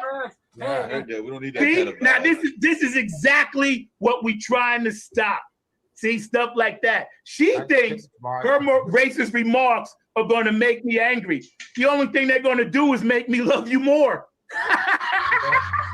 I'm going to love you more, whoever said that. And I'm glad you said it, because you went around the world saying that. So that just goes to show I'm only going to love you more. I got a song just for you, and we're going to play it right now. You mind, Jeff? Bring it on. Interrupting my story. I'm gonna burn some stage right now for that. Go for it. Yeah, so that was last night, y'all. That was last night, right? And it speaks for itself. And yeah, did I cry inside? Of course. Yes, did I feel all the pain of people that have had things like that said to them? Of course I did. Was I hurt? Yes. Am I hurt right now? I am poised to understand my pain because I understand the pain of others. But one thing that I did, and I think I kind of was able to do, is shake it off because I see the bigger picture. And again, I'm going to start with our guest, Chrissy Key Rollins, and then, Kim, jump in, and I'm going to sit back and just be kind of cool. And I want you guys to comment on what you just saw. Yeah, so thanks for having me come back on again. And I do think that this has a lot to do with our earlier conversation as well. First and foremost, when we limit what we experience in this life based on the outward appearance in any shape, form, or fashion, we are shortchanging ourselves and other people a richer experience of what we could have here. So no form of racism in my book is ever okay. And I think it's just a testament to the fact that someone is taking observations from the outside and then gathering from their past experience and what's been shown to us to see what kind of move they're going to make from that point. And the energy that I felt from that one was not one of hate, was one of disruption, one of saying something that's shocking in order to shock people. And that's just the energy that I felt from it. Watching it play out as it did, and one that is looking for disruptive shock value more so than true hate and intent, and even an understanding of the words that you're using, the power of those words and the effect that they have on other people. And where I think that we run into the real opportunity. Remember our conversation from earlier, and those that weren't there, I'll just kind of brief it. We touched on the fact that in a way, we are in this present moment living out the future because energetically we're already where we're going to be, and the past because what is in physical form has to finish playing out before we're going to be caught up in physical form where we are energetically. So when we take that into consideration, then what we experience firsthand right now in our lives is the letting go of what was to make new for, or make room for what's to come. And I equate 2020 very often to the symptoms of healing, because the symptoms of disease and the symptoms of healing often look identical. And when you have to hit a peak point in the outward expression of symptoms before you start to see the visible signs of healing, but that healing was actually underway the moment that the onset began, because the way that the body finds its balance again is through going to that extreme of imbalance in order to find its balance. So if we are caught up and we allow this past replay to trigger our past selves and to go back to our past defendingness, our past reactiveness, and our past recreating, trying to set right something that appears to have not been set right, then what we end up doing in the present moment is reliving the past instead of making new the future. So when we can stand witness to a situation like that and open up a new conversation around it, as I feel we're doing with this roundtable discussion, or is the intention of this roundtable discussion, is not to further make proof of what is out there, but to show a different way on what to do when you run into this apparent proof, because we don't know the intentions behind it. We don't even know the person behind it. We know a name on the screen, but guess what? I can change my name to any name that I want to on a Zoom call, and you won't know it, right? So Kim's pointing to hers too. You can change these names. So we don't even know who that was. So we can get caught up in how it appears to be, or we can say this is an example of how things used to be. And we're moving into a new world where we have the power to change them, not by doing what we've always done, but by being how we've never been before. And I think opening up a bigger conversation as to what are the options that you have on the other side, besides just blocking people, cutting them out, or even just taking what they're presenting on the surface level as all that there is to the story. Where do we go from here that's different than what we've done before is what interests me and intrigues me. And of course, we can judge me on my outside appearance and think that I feel this way because of the way that I look externally. And I know that that's something that I have to contend with like everybody else. But if we even just put it on the outward appearance of the words that are being said without getting to the energy that's behind it and what that energy is offering us the opportunity to do. Energy comes forward to be transmuted. And it's up to you if you cultivate it to be the same thing and you bring that back out into the world, or do you transmute it to let it have its completion so it can see its own way out? I think the only way that it changes is when people stop reacting the way that they have before and to allow a different way to come forth. And I'll also say, this is just my initial thought. So I'm open to discussing and exploring things further and being not right in my perspective as well. So I appreciate the chance just to even share my thoughts on it. Cool. Appreciate that. Definitely, like I said, that was some very powerful stuff. I remember that when it happened, it definitely caught me totally off guard and everything, because I was watching and vibing with what Zack and Jeff were doing on the show. It was a great show. I know Kim was enjoying seeing me dance for the first time, so she was enjoying me have my dance moment and everything. So definitely it did throw us off and everything, but it also reminded me a lot of what went on, and Kimberly will know what I'm talking about, as well as you, Chrissy, when the bathroom situation was going on, and we saw a lot of people that were kind of using these kind of tools to put out their views of things that they might want to say against folks that were either in the LGBT community. They might have been gay, they might have been trans or whatever, but they felt that that was an opportunity to do a lot of that kind of action. I remember a lot of people, they were even throwing people off of their Facebook pages because they didn't feel the same way that they thought that they should feel, because a lot of people were trying to dictate people's attitudes and trying to control their attitudes. I do find sometimes social media is used in that way as well, because I do remember a lot of folks that were doing that when we had that whole thing around the bathroom rights and a lot of that stuff that was several years back here in North Carolina. And a lot of folks, I remember I had one friend who ironically has a lesbian daughter, but she definitely got off a lot of folks on her page that she didn't feel were having that same attitude that she wanted to be putting out there and everything. So I do know that social media can be a very powerful tool, used both for the good, but can also be used in a very destructive way. And I know that whether it's this network or it's whether a number of other things, I know my buddy Shree is oftentimes talking about trolls that will appear on his thing that he does on a daily basis. And he does one where he does a New York Times read along. And there's a lot of things that he doesn't put out on the page. And I know that I personally try to make it a point to see what some of those comments are and not put them on if they're going to be a certain kind of derogatory way that's done. But yes, it's definitely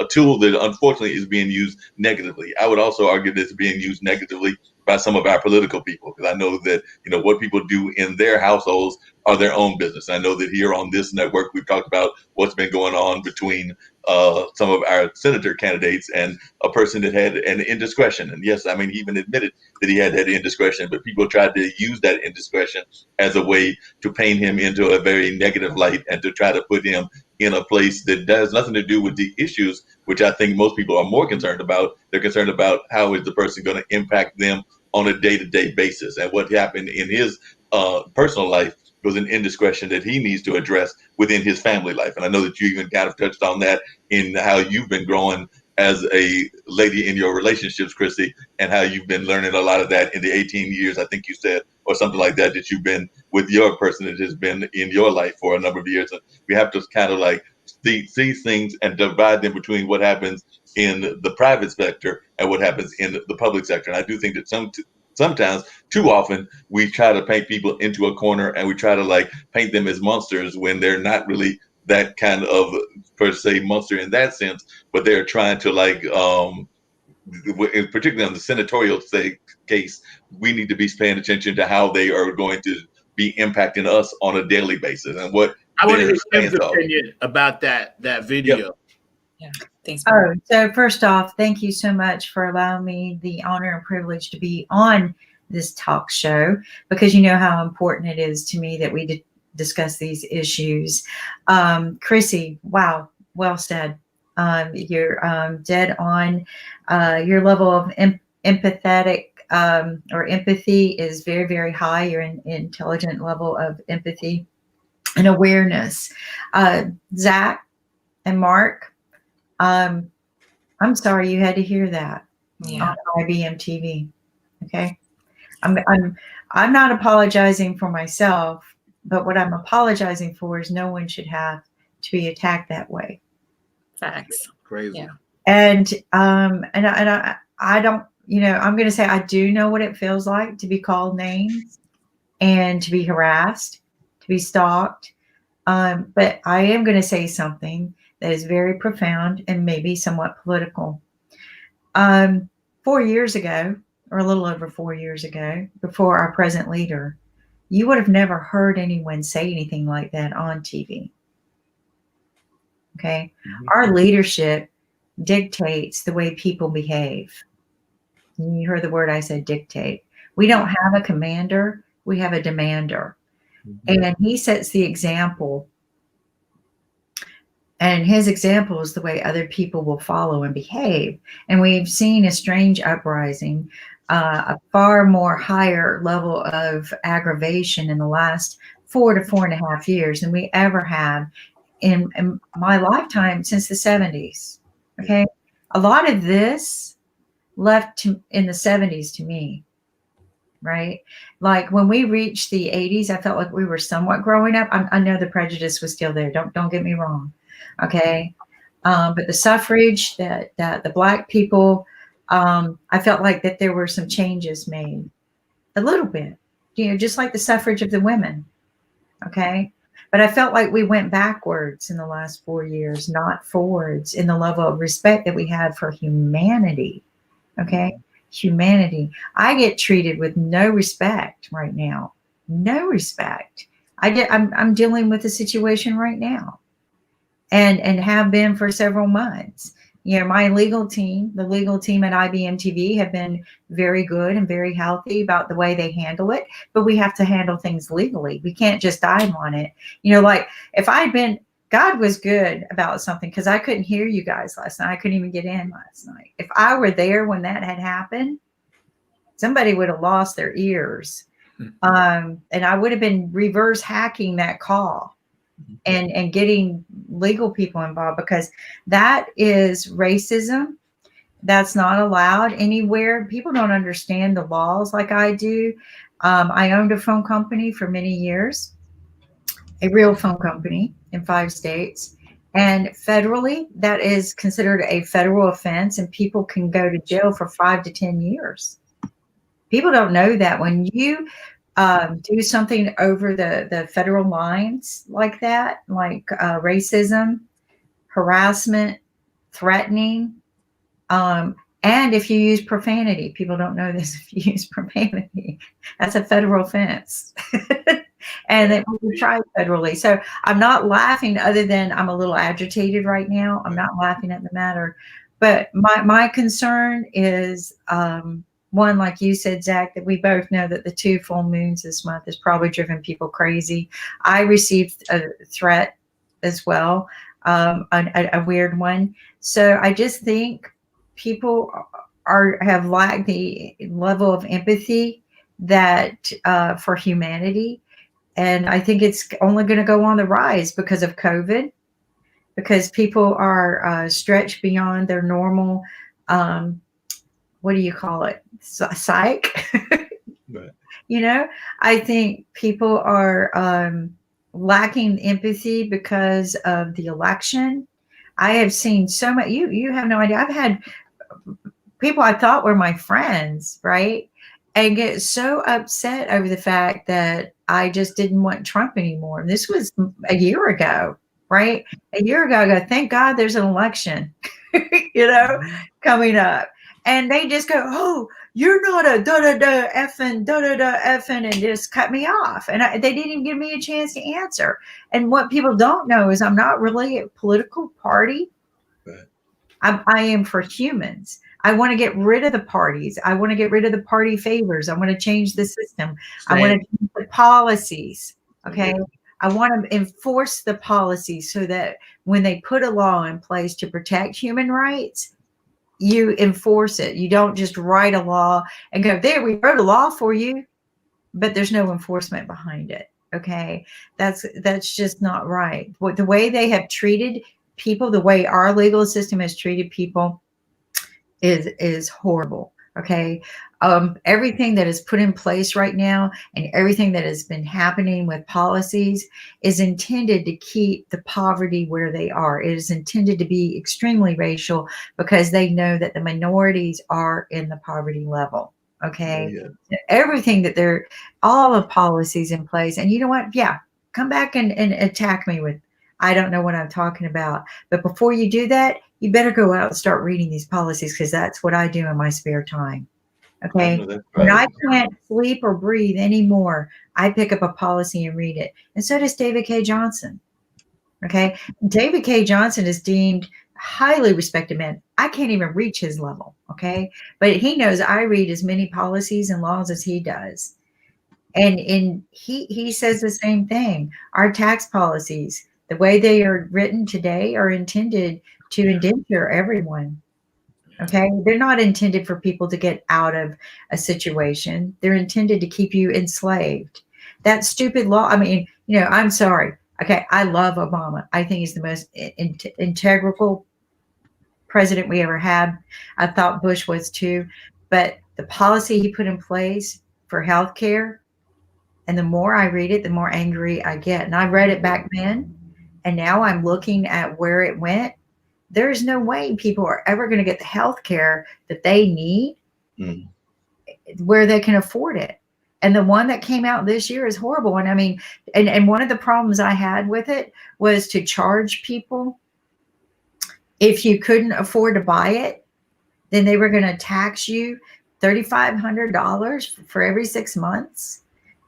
And you couldn't afford it anyway. Now you're going to have to pay taxes. And I asked them, okay, so you're penalizing the people who can't afford it, $3,500. So they didn't get health care that year. They probably paid for anything they needed out of their own pocket. Where's that $3,500 that you're finding them going? Whose pocket? And they couldn't tell me. Then they got mad at me for asking. Okay. Yeah. But all of these things, okay, Zach, are intended to just continue that prejudice, Mark. Okay, here you guys were having fun last night. Right. But I'm so proud of y'all for not lowering yourself to their level. And I've been in that shoe before, and I've done the same thing. But let me tell you something, and if this person's watching today, there's more of us, and we're growing bigger every day. Right.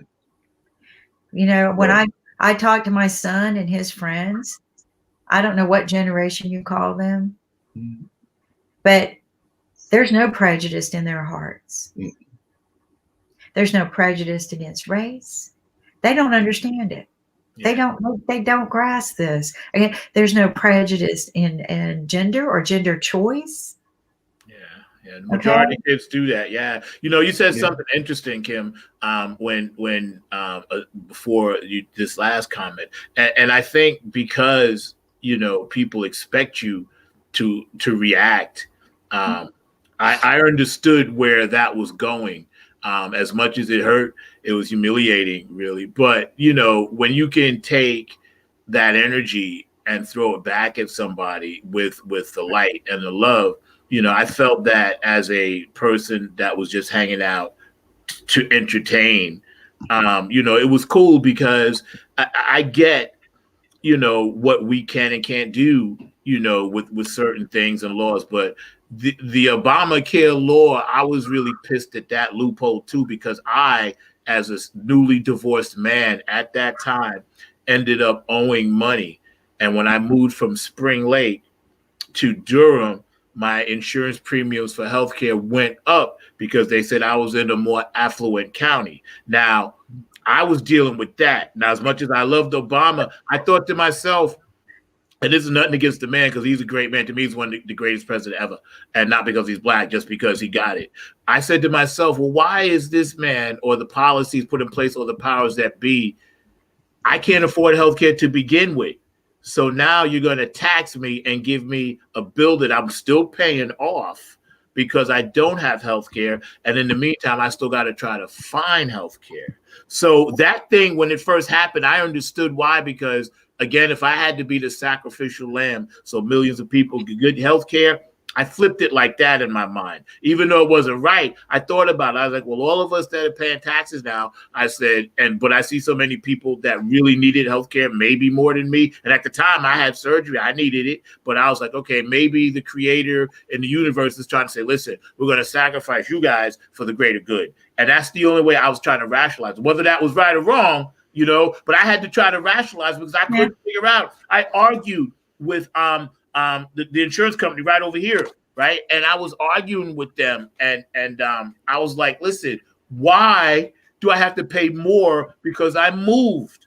I said, can I just say I still live in Spring Lake? And they're like, no, you gave us the address now. You're in Durham now. I said, well, what if I had lied? I told her, I said, what if I had lied? The lady flat out told me your health insurance would be cheaper if you would have kept that address. She said, you don't know nobody out there? I said, no, I'm trying to be legal. I'm trying to do the right thing. I said, I don't want to cheat the system because I'm tired of seeing people do that. I said, here I am, newly divorced dad trying to do this the right way. And, thank God, my ex works at UNC. My kids are covered, great health care, bada bing, bada boom. So I wasn't worried about them. At the time, my shoulder was dislocated and I had a torn rotator cuff and I needed surgery. So I was trying to get all of this done in the midst of that. And that was the only thing, and I agree with you, Kim, on that bothered me about that, because I thought to myself, well, okay, I got to roll with it. Just like we've had to roll with things the last 4 years. But right. So we as, and I'm going to let Chrissy get in a minute, but we as the worker bees, I call us, right, have all kinds of things to deal with all the time. But one thing that this time around, they're trying to shut the worker bees down. They don't realize you shut the worker bees down, the honeycomb hive is going to collapse. Yeah, you got a point there, Zach. I wanted to ask Chrissy a question as well, and it kind of comes to what you were saying, Zach. Say that. There's so many people that are, I know that all of us are, and I would consider all four of us very empathetic people, and definitely, as Zach likes to call it, those in the light and all of that. But sometimes I don't feel that that's taught enough in our school system, or in, I would even argue, our religious institutions. So I was just wondering, Chrissy, as one that's involved in holistic medicine and in holistic kind of encouragement, how do we get some of those folks to be more understanding, more empathetic, and more in the light, to borrow Zach's phrase and everything? Because I don't think that we even do enough of it institutionally, because I think that some of our institutions, whether it's our schools or our religious institutions, have failed in doing what they're supposed to do in that sense. And totally agree. And I love this conversation because I have a lot of thoughts. I have a lot of thoughts on the holistic perspective when I look at 2020. And, as a holistic practitioner and someone who's a licensed practitioner in the state of North Carolina, I take it as a moral and ethical obligation for me to make informed decisions and to look at the bigger picture and to take a responsibility for how I show up in the world, what I expose my clients to, of course, what I expose my family to. And I took this very serious to heart, even if I'm not, someone who has like 100,000 followers, I'm not that. But I felt that it was still important. It mattered to me, and it mattered to my clients, and it matters how I represent myself.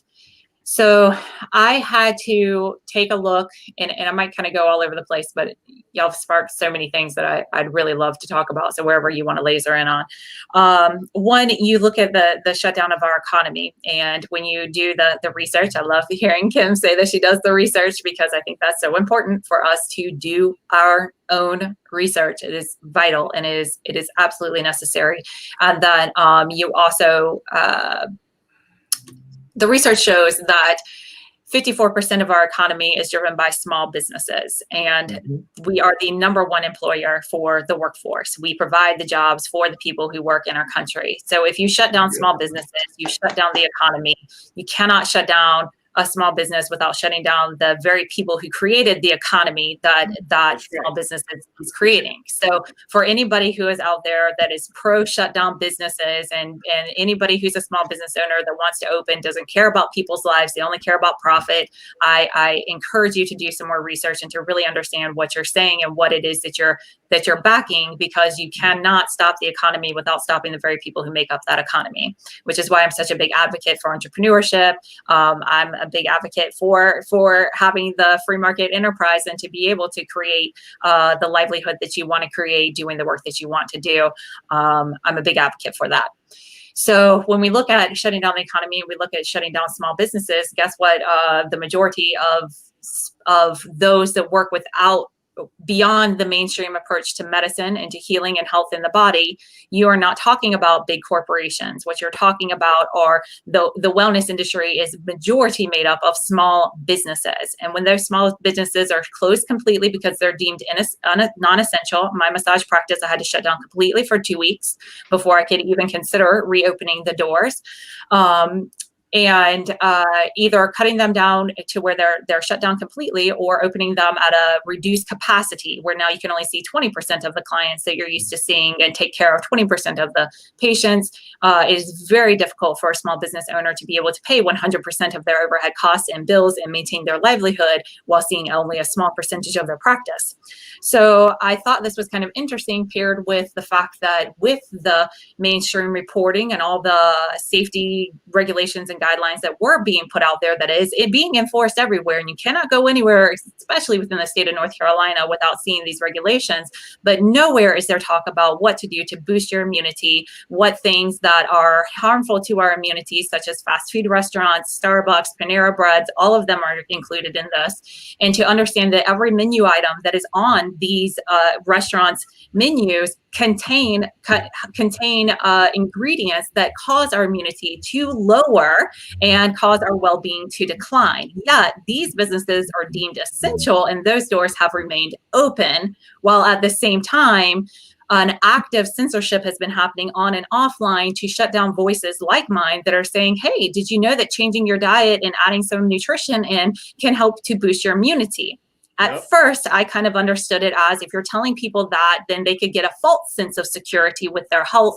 But now that we're 9 months in, if anybody had started on day one eliminating fast food, soft drinks, alcohol, sugar, all of which are deemed essential right now, that in 2019 and previous, we would have never deemed essential. We would say, oh yeah, that's just extra stuff in life. That's just bonuses. But now it's deemed essential, while your neighborhood healthcare or natural healthcare provider is deemed non-essential or does not have the finances to continue to run their business because it has been so compromised. Now, after 9 months, had you cut out the diet or the soft drinks, the fast food, the sugar, I assure you, you would find yourself in a much more healthy balance within yourself, mentally, physically, spiritually, emotionally, on all levels. But yeah, that is still to this day, currently, not part of the mainstream conversation that's out there happening. So there was a point where I had to kind of take a step back and say, okay, let me look at this from a completely different perspective. Let me look at this for the fact that the wellness industry has been booming for the past decade, taking millions and billions of dollars from major pharmaceutical companies and traditional approaches to health and healing.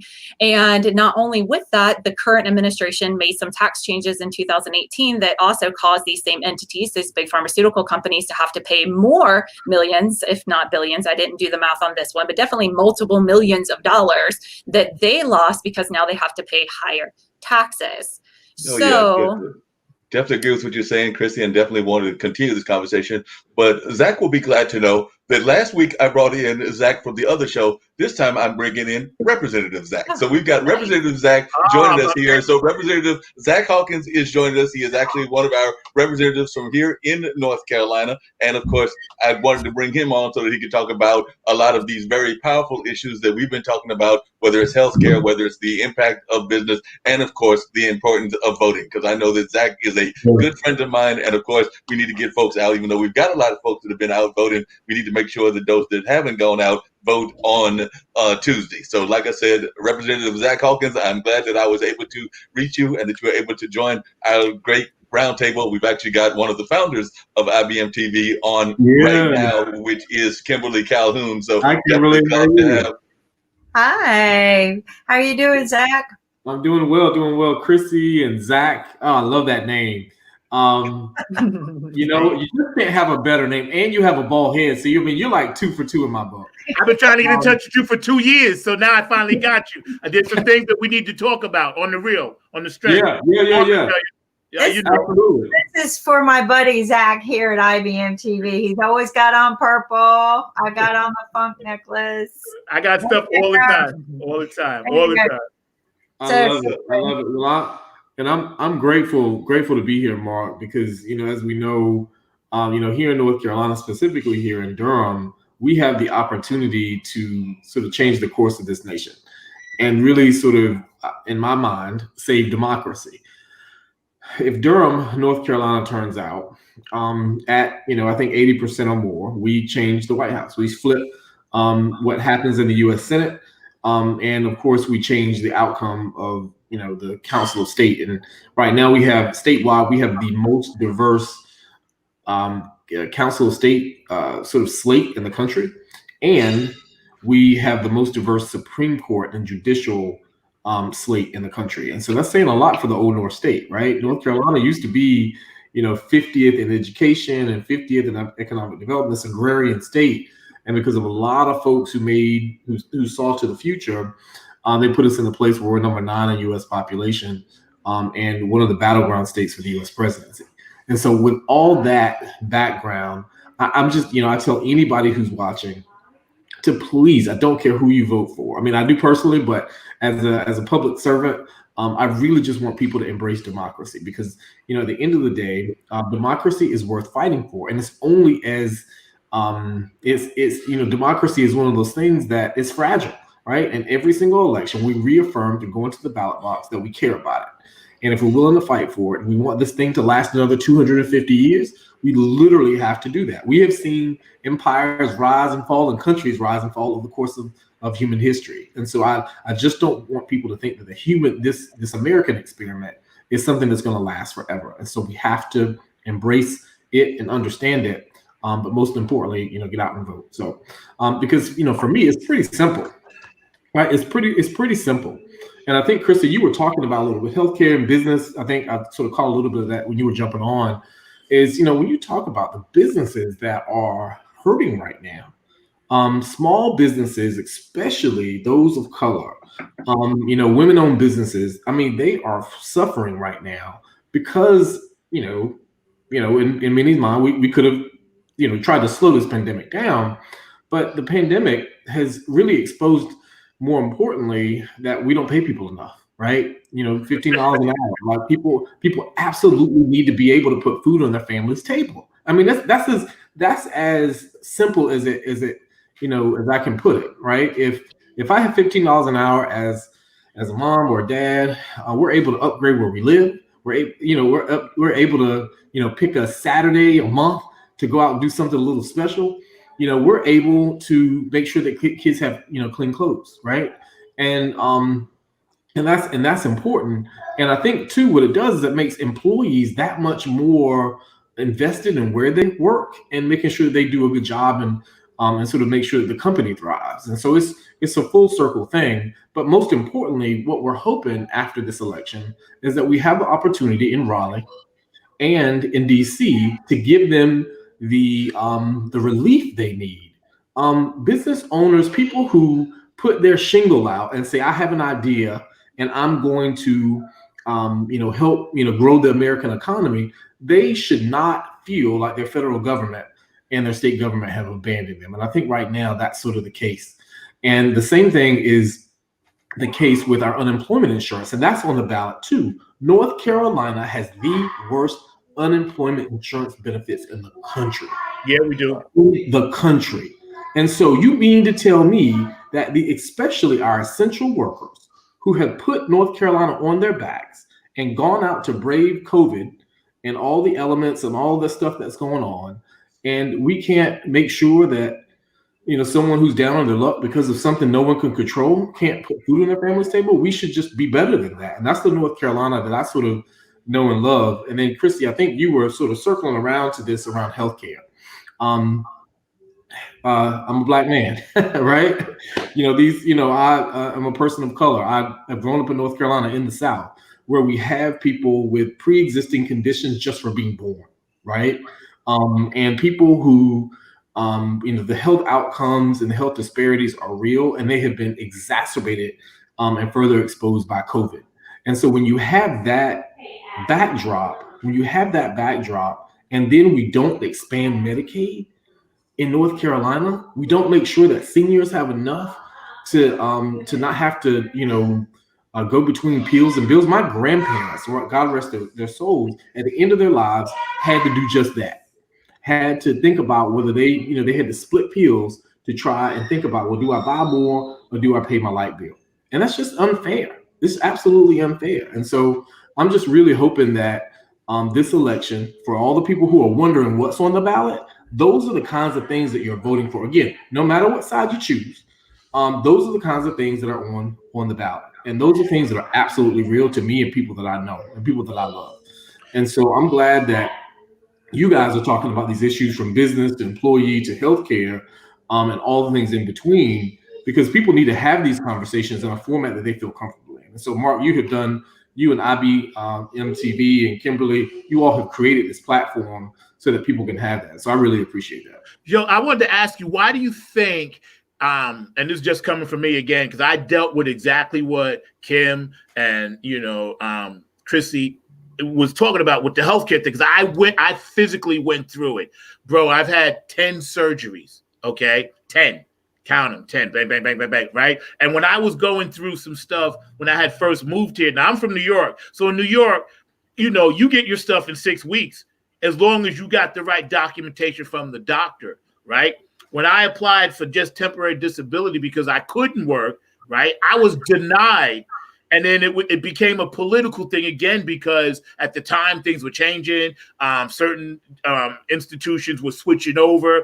And my question to you is, why does DC, the machine, not you personally, because I voted for you, by the way, but why? Because why does it have that mechanism that will always keep us chasing our tails? I think that's what people want to know, why they cut through. I think that's why people voted for the gentleman there now, because they were sick of that. So, but it was a worse alternative. We just didn't know it at the time. Now, I didn't vote for him. I'm from New York, where he's from. So I know the con game, the hustle. I've seen it. I've seen him do it in New York. He was discriminating. He wouldn't allow blacks to live in his apartment buildings. He wouldn't hire blacks. He wouldn't get them behind the scenes in Apprentice. All kinds of lawsuits, the misogynistic stuff with women and all that. I don't have to go on all that. But why is it that if you're young, you go up there and you be like, okay, I want to try to fix this mechanism? Is it because it's just so broken? Why is it? Yeah, well, the first thing is, you're exactly right. My dad has lived in East New York and Queens for 30 years, right? And so, like he said, he already knew the hustle. He knew it was already good coming in to the Trump presidency. And I think at the end of the day, you're exactly right. That's why people did vote for him. Outsider, completely new, someone they thought would not bring the whole Washington game. What is it? Drain the swamp, I think was the terminology. That's what it spoke to the average everyday American. Mm-hmm. And I get it, right? Yeah, I don't agree with it, but I get it. Yeah. But I think the thing about DC and Washington is, you send a lot of Mr. Smiths to Washington. You remember that story? You send Mr. Smith to Washington to go do the work. And but they don't, and you send him there in good faith, and Mr. Smith goes to Washington in good faith. He does, because he believes in what he talks about. But the special interests that exist in DC are so powerful that they grind that system to a halt, right? Because, once you get people up there who are no longer about the people, you have a lot of people fighting a good fight in DC. Don't get me wrong. A lot of people fighting a good fight. But there are a good number of people that have sort of, allowed those systems to benefit them. They look at it and say, you know what? They're sending me PAC checks. They're benefiting, me personally, my ideas and my view.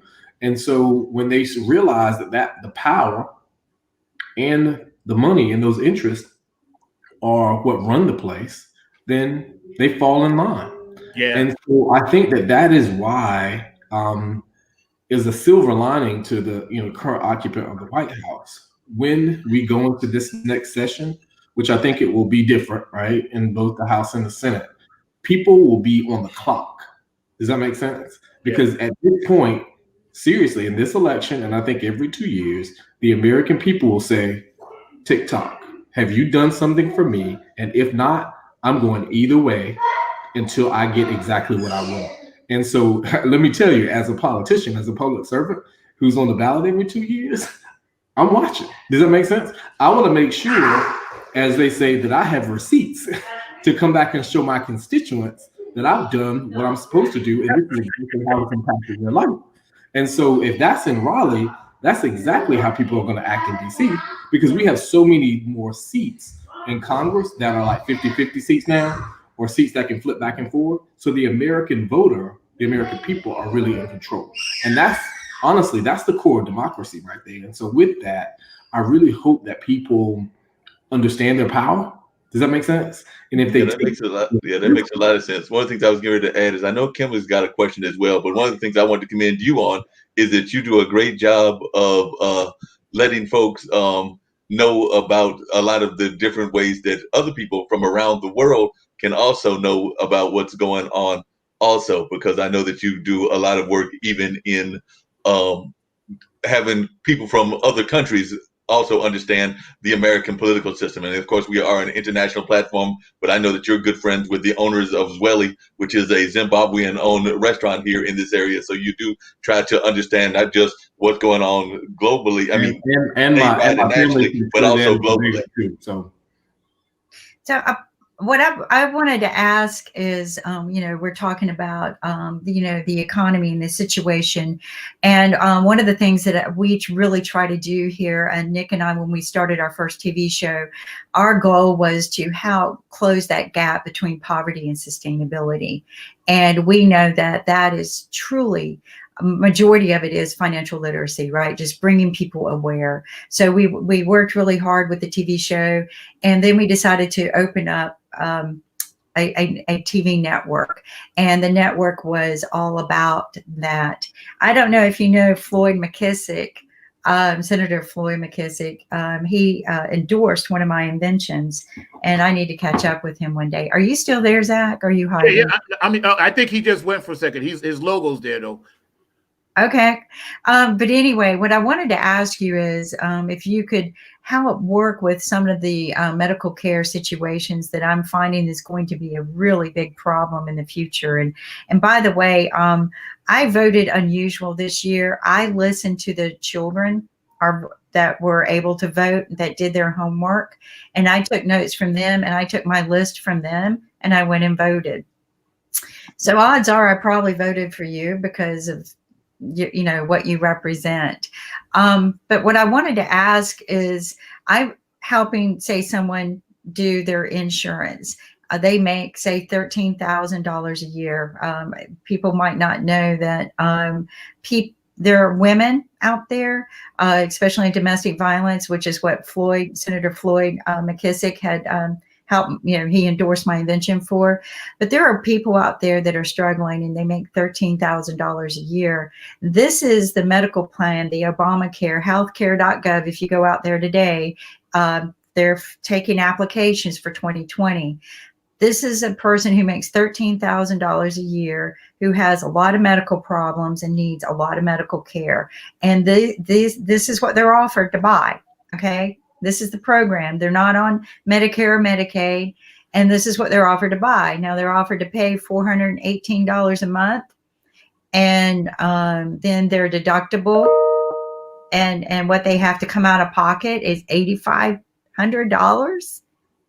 All right, which means that they have to come up with $418 a month plus $8,500 of a deductible. This is not a healthcare plan in my eyes. This is, this was what Obama put together. I love Obama. Don't get me wrong. I love Obama. I do not like his healthcare plan.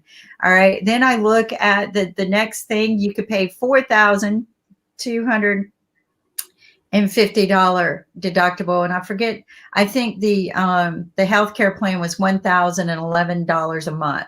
So if you pay $1,011 a month, then your deductible is $4,250, and your out-of-pocket has to be $8,550. I mean, who can afford this? Seriously, who? I mean, and unfortunately, and my situation too. My situation is, my husband was laid off, and we went from $200 a month for our medical care, which covered majority of what we needed. And because I have to have treatments, I have a pre-existing condition, and a very, world's rarest spinal disease. So not many doctors work on it, and disability won't approve me because it's too rare. So I have to have the medical care. If I don't have it, I have no quality of life. And we went from $200 a month for our insurance to now $2,000 each.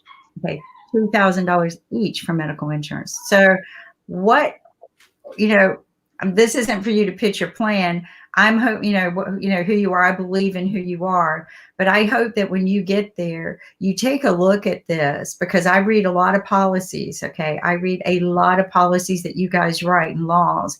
I read a lot of bills. When I see a big controversial bill, I'm going to read it and pick it apart.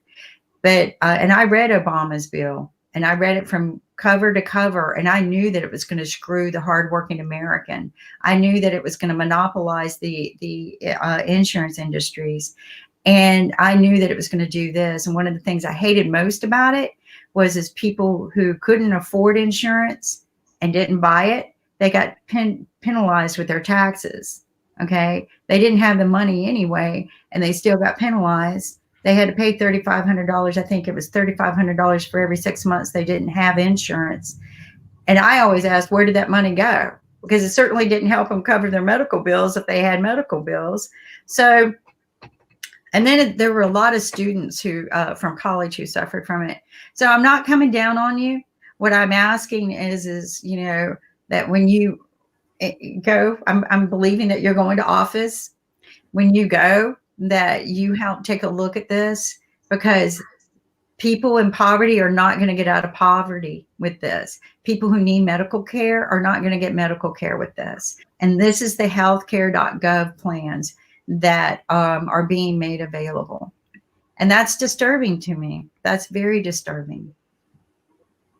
Yeah, no, I think, and thank you for that. Thank you for that description. Sorry, we got little ones behind us, so excuse that noise. No, I love it.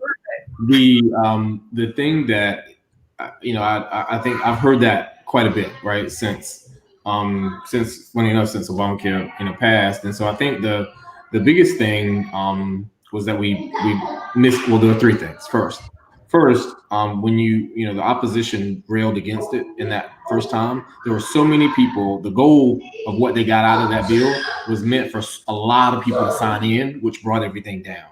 And with their own complications with the system, and with less people than expected signing up, it made those premiums high and those deductibles high. Does that make sense? Second thing is they didn't do the public option, right? The public option was the best alternative so that people who could not afford it had that space.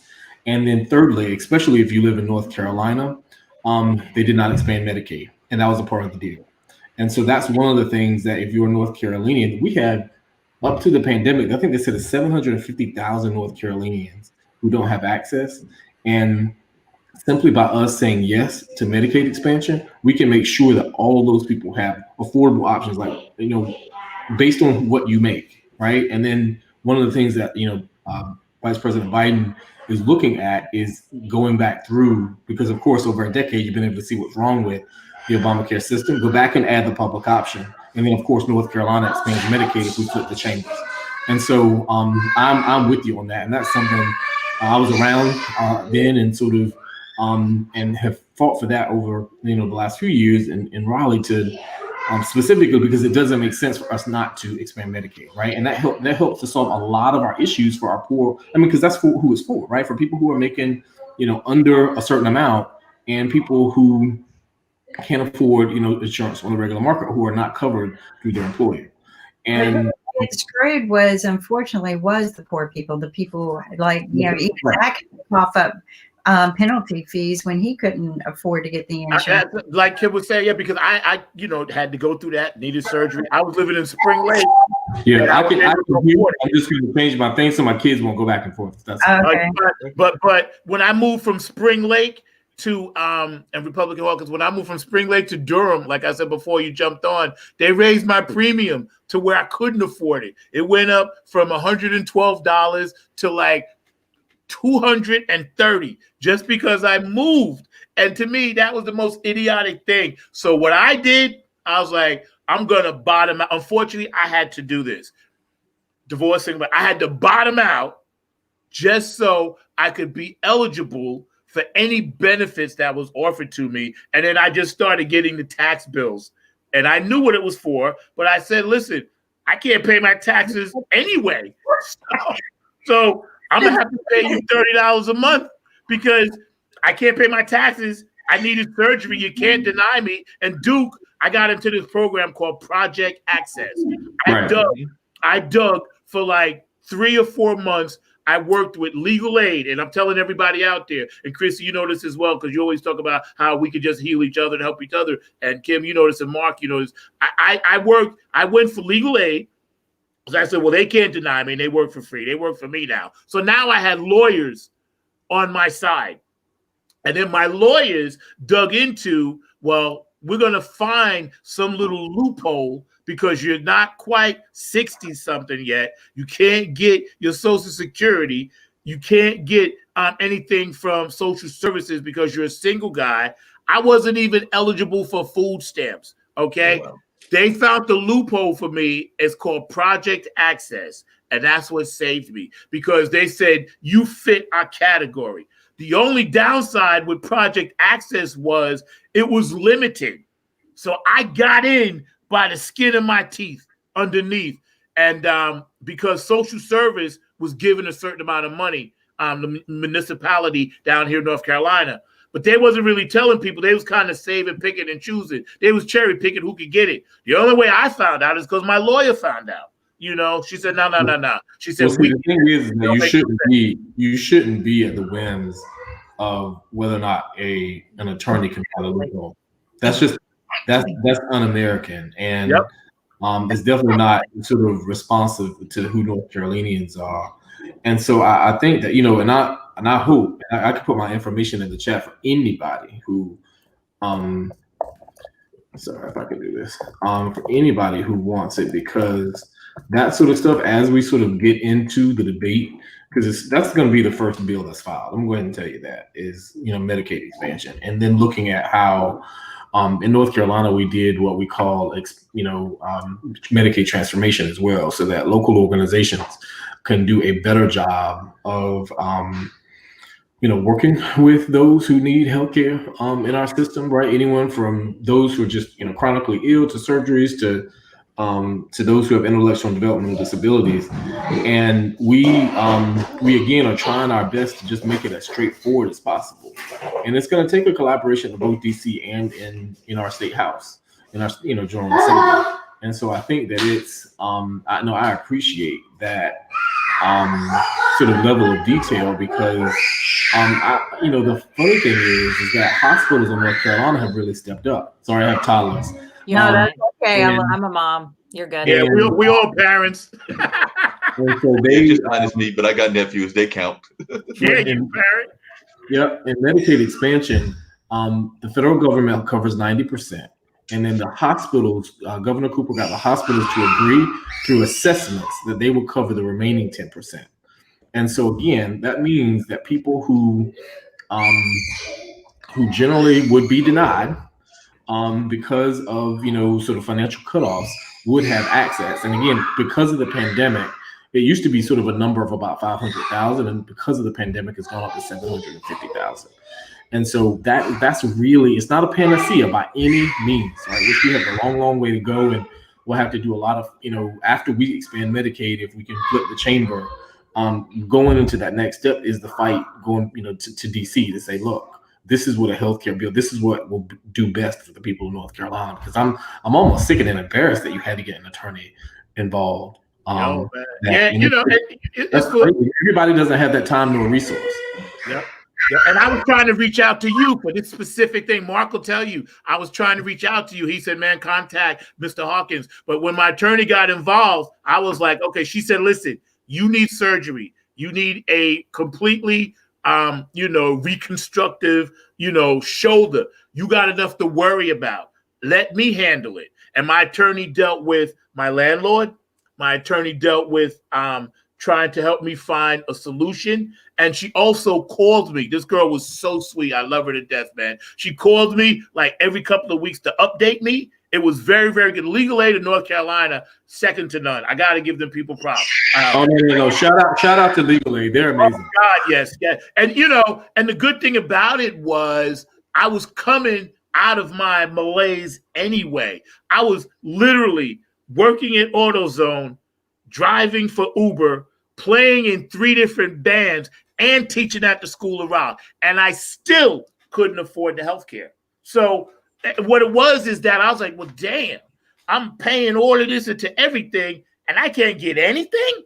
I was like, one of the bills that I worked on last year was around the fact that we realized with all this, the healthcare debate, is that if you're a small proprietor, say you're a real estate agent, right? Say you have 1 to 2 employees, say that you're, an independent entity that's not sort of covered in general. We were trying to expand, and they stopped it in the Senate, but hopefully again we can bring it back up so that those like super small businesses have access to a larger pool. Like because when you start thinking about the number of people who are in businesses that are that small, it's quite a bit. And especially minority and women-owned businesses, they fit that bill more so than any other small type of small business. So that's an important thing that I would love for you to help me keep track on. And when we're there, please raise your voice about it. Hey, believe me, we're gonna talk, man, privately, and then we'll get into some stuff, man. Yeah, it's all good. I feel better now. Well, I appreciate the time, man. Please, grab 5 people. I'm down to, if I see somebody on the street, if I see somebody in the grocery store, like, have you voted? I don't care if I know you or not, right? So please get people to the polls and encourage them. Get out there and vote, people. Yep. It's very, very important. And Representative Zack Hawkins out of Durham, I think it's District 31, and he's got you and your life and your family in his mind when he's going to DC for us. So keep that in mind when you go and vote, because he's going to take this information and he's going to look out for our best interest. And if I can, go ahead. I was just going to add in to voting, because I hear voting encouraged quite a bit, which I've done my part as well, and I encourage everybody to do their part and to again do their homework on it and know who it is that you're voting for. And one of the other ways that I am encouraging people to start to wake up and recognize that one of the ways that you vote day in and day out is where you invest your money. Where are you spending your money? Not only if you're investing them in some of the ones that are detrimental to your health or to your immune system, not only are you voting for your own health by doing that, but you're also voting to keep those entities into place. So if you do see that there are entities that don't have your best interest in mind, and you see that they are detrimental to your health, to your well-being, or what matters most to you and your family, then make sure you're not just having these conversations and just going out to the polls and then turning around and investing your money into the businesses that are thriving because of the decisions that you're making with your financial decisions. And being a holistic practitioner, I'm an advocate for healthcare in a totally different way. I'm more of a proactive healthcare person, more so than a reactive healthcare person. And I care more about being able to make a livelihood so that I can afford what it is that's needed in order to keep my health and well-being into place, more so than working to be able to pay for health insurance because of all the other decisions I'm making in my life, causing me to need to use that health insurance. And I know that we have different things that are passed down our bloodline and throughout our lineage. I know that we have different things that come about, such as accidents and such, that healthcare coverage is needed for beyond just your own personal lifestyle choices. But there's so many votes that you make day in, day out with where you put your dollars. And if you don't know who is benefiting from the money that you're investing into the products that you buy, be it food or otherwise, healthcare or otherwise, then I encourage you to do the research, because I've done the research and I'm very mindful about where my dollars go. And I know that if we all agreed that some of these things that are deemed essential were no longer essential, it'd be amazing what kind of money we'd have freed up for ourselves or within our government in order to have more happening in the way that we want them. But if you're just having the conversation, going to the polls, and not looking to see who's financially benefiting from those choices that are being made, then you may be working against yourself without even fully realizing it. That's good. Good point. You know, one of the things I would like to also add is we desperately need more COVID relief. And, you know, IBM TV, one of the things we've had the benefit of is people from all over the world come on every day. Literally, we started out with our global board of advisors before we launched the show on March 7th. And we learned that there were so many things that the other countries were doing that were making progress and getting out of this situation. And we're still learning from them. But one of the things I don't understand is something like that they did in the UK. They gave out food vouchers to the families, weekly food vouchers. And those vouchers could be used at restaurants, which were really good because now, you know, now, of course, they had the shutdown kind of thing, you know, be careful and everything, but you can still do takeout. But now you're keeping the restaurants open, you're keeping the family fed, you're giving them different alternatives of food. Yep. But the other thing I couldn't understand, especially from an agriculture state, is we had food rotting when COVID hit. We had fresh produce and fruits. We know on IBM TV, because we've had doctors come in from all over the world. We still do. Every day we have doctors come in. These guys will vouch for it. Famous doctors. And the one thing that they've been preaching is build your immune system. And Chrissy, you brought this up. Build your immune system, because this is what's going to protect you the most when you get hit with COVID. And it's the people with a higher immune system, even if you're at risk, people with a higher immune system. Yet we were letting fresh produce rot. And I don't understand why we didn't do food vouchers, because we knew that people were going to be without work, and especially to the poverty communities, that you could come and get all the fresh produce that you want, especially if you're not going to let it rot, and can it, right? Canning. I'm sitting there and I'm looking at shelves and shelves of food that was going to go to waste. And I'm like, why aren't we canning?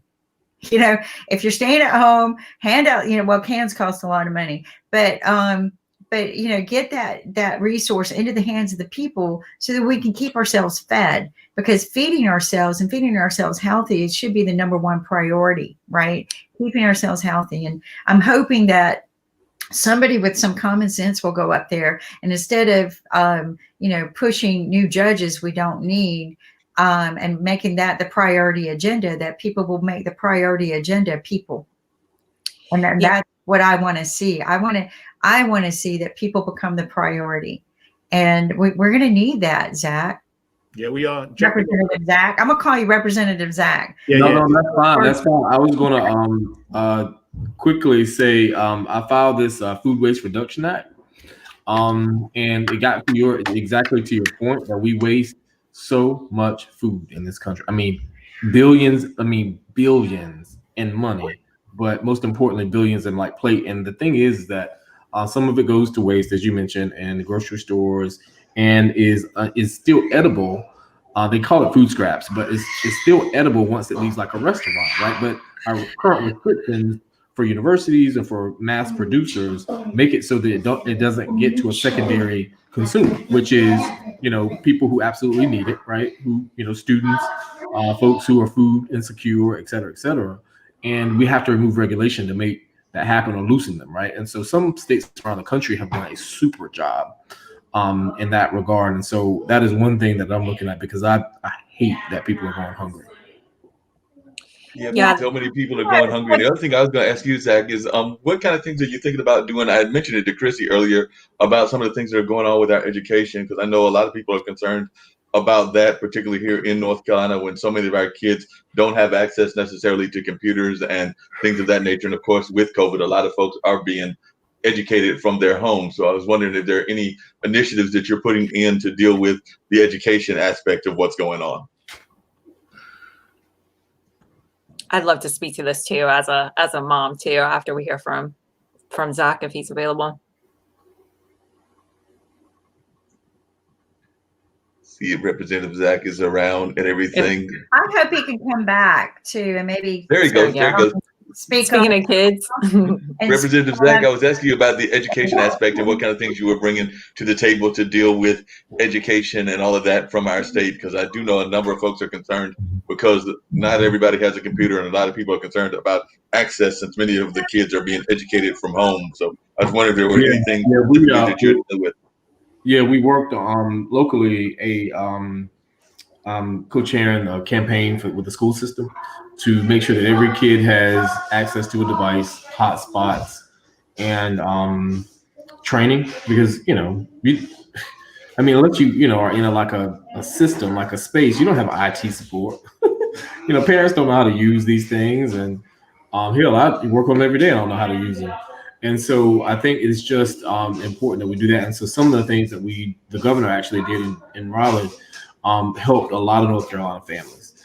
But again, when we go back, it's just not enough. Federal government and state governments are going to have to almost reimagine what it means to have broadband, right? Because in North Carolina, there's certain parts of Durham where you can't get access to broadband, to the internet, and it's not even so much that you can't. Some people don't have the access because it's not available in their space, because again, special interests only want to go to places where they can make money. They're not worried about the people.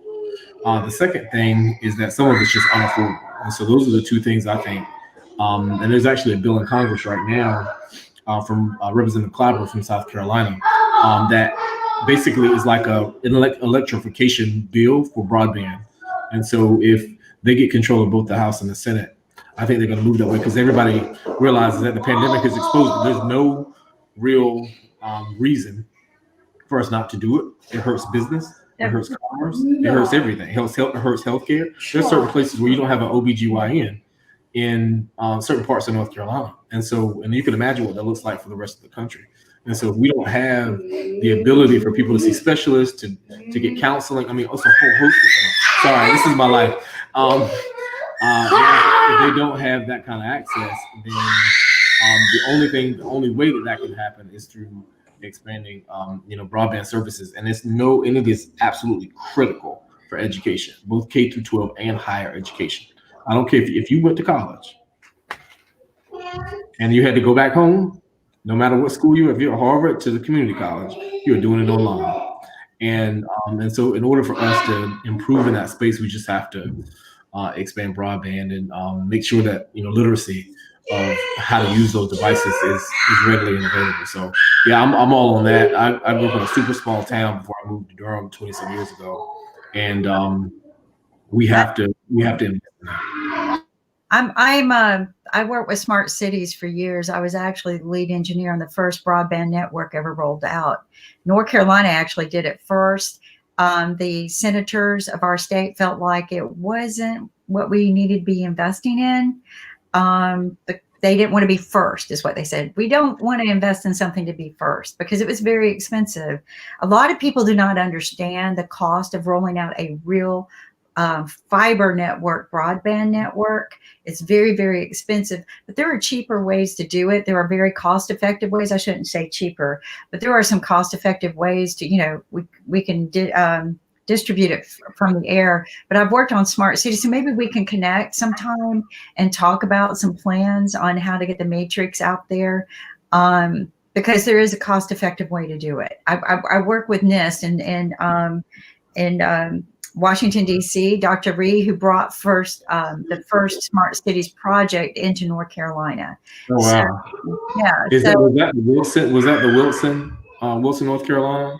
Well, no. So we worked in Raleigh with a lot of the smart city applications. Okay. Riot, you might be familiar with the term Riot, but I sit on the board of advisors at NC State University in the computer science department because of my work with that. So, but let's connect on that because those are two things that I'm very passionate about as well.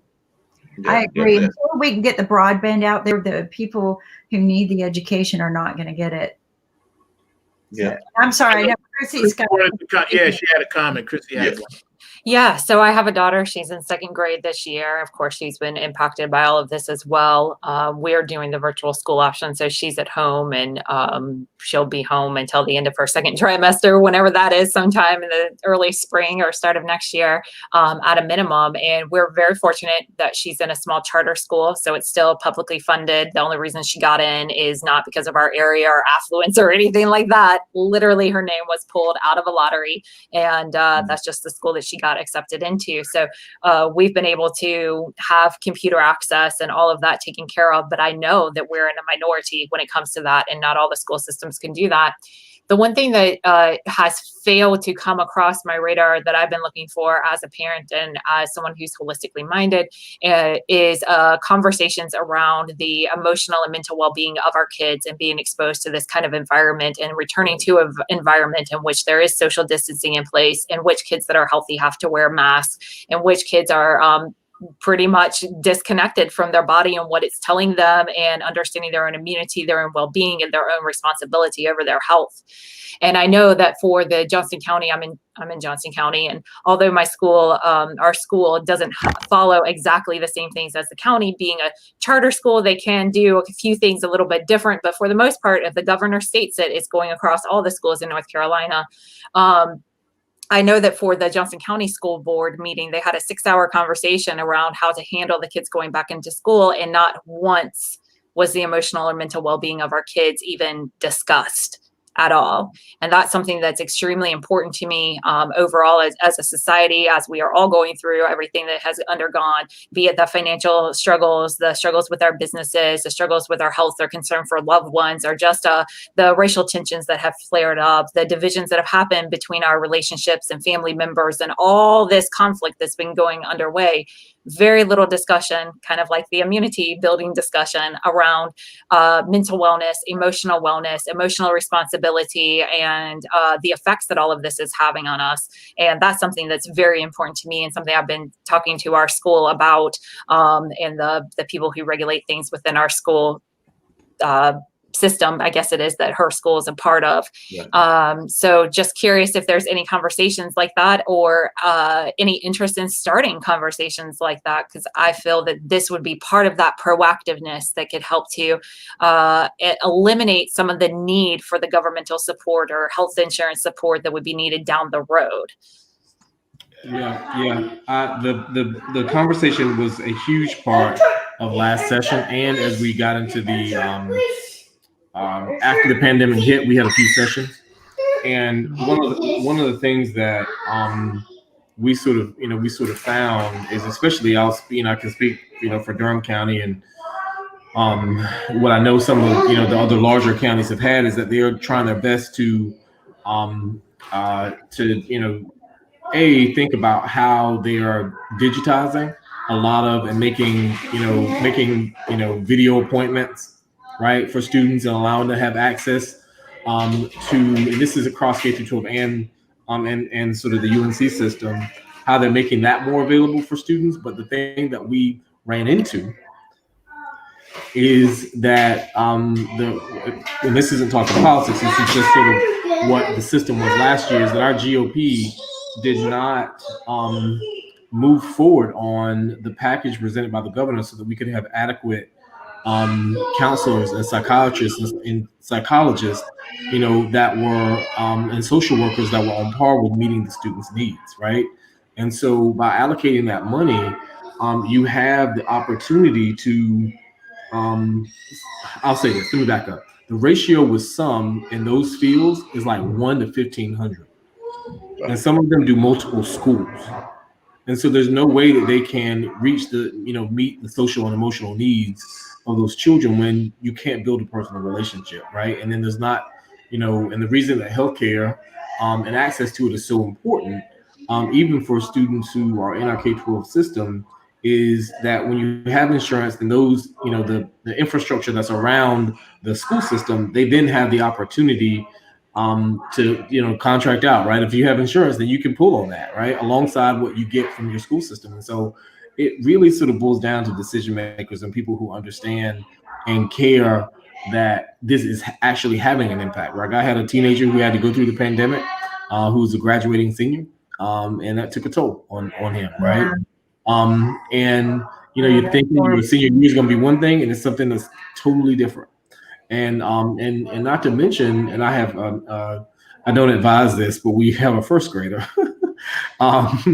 That gap, meaning don't advise the gap. It seemed fun at the time, but the gap does also, if you're looking at kids who are K through 8, they're also having a tougher time, right? Because they're the ones who, are having to deal with and work with, and their friends, right? They're used to seeing their friends.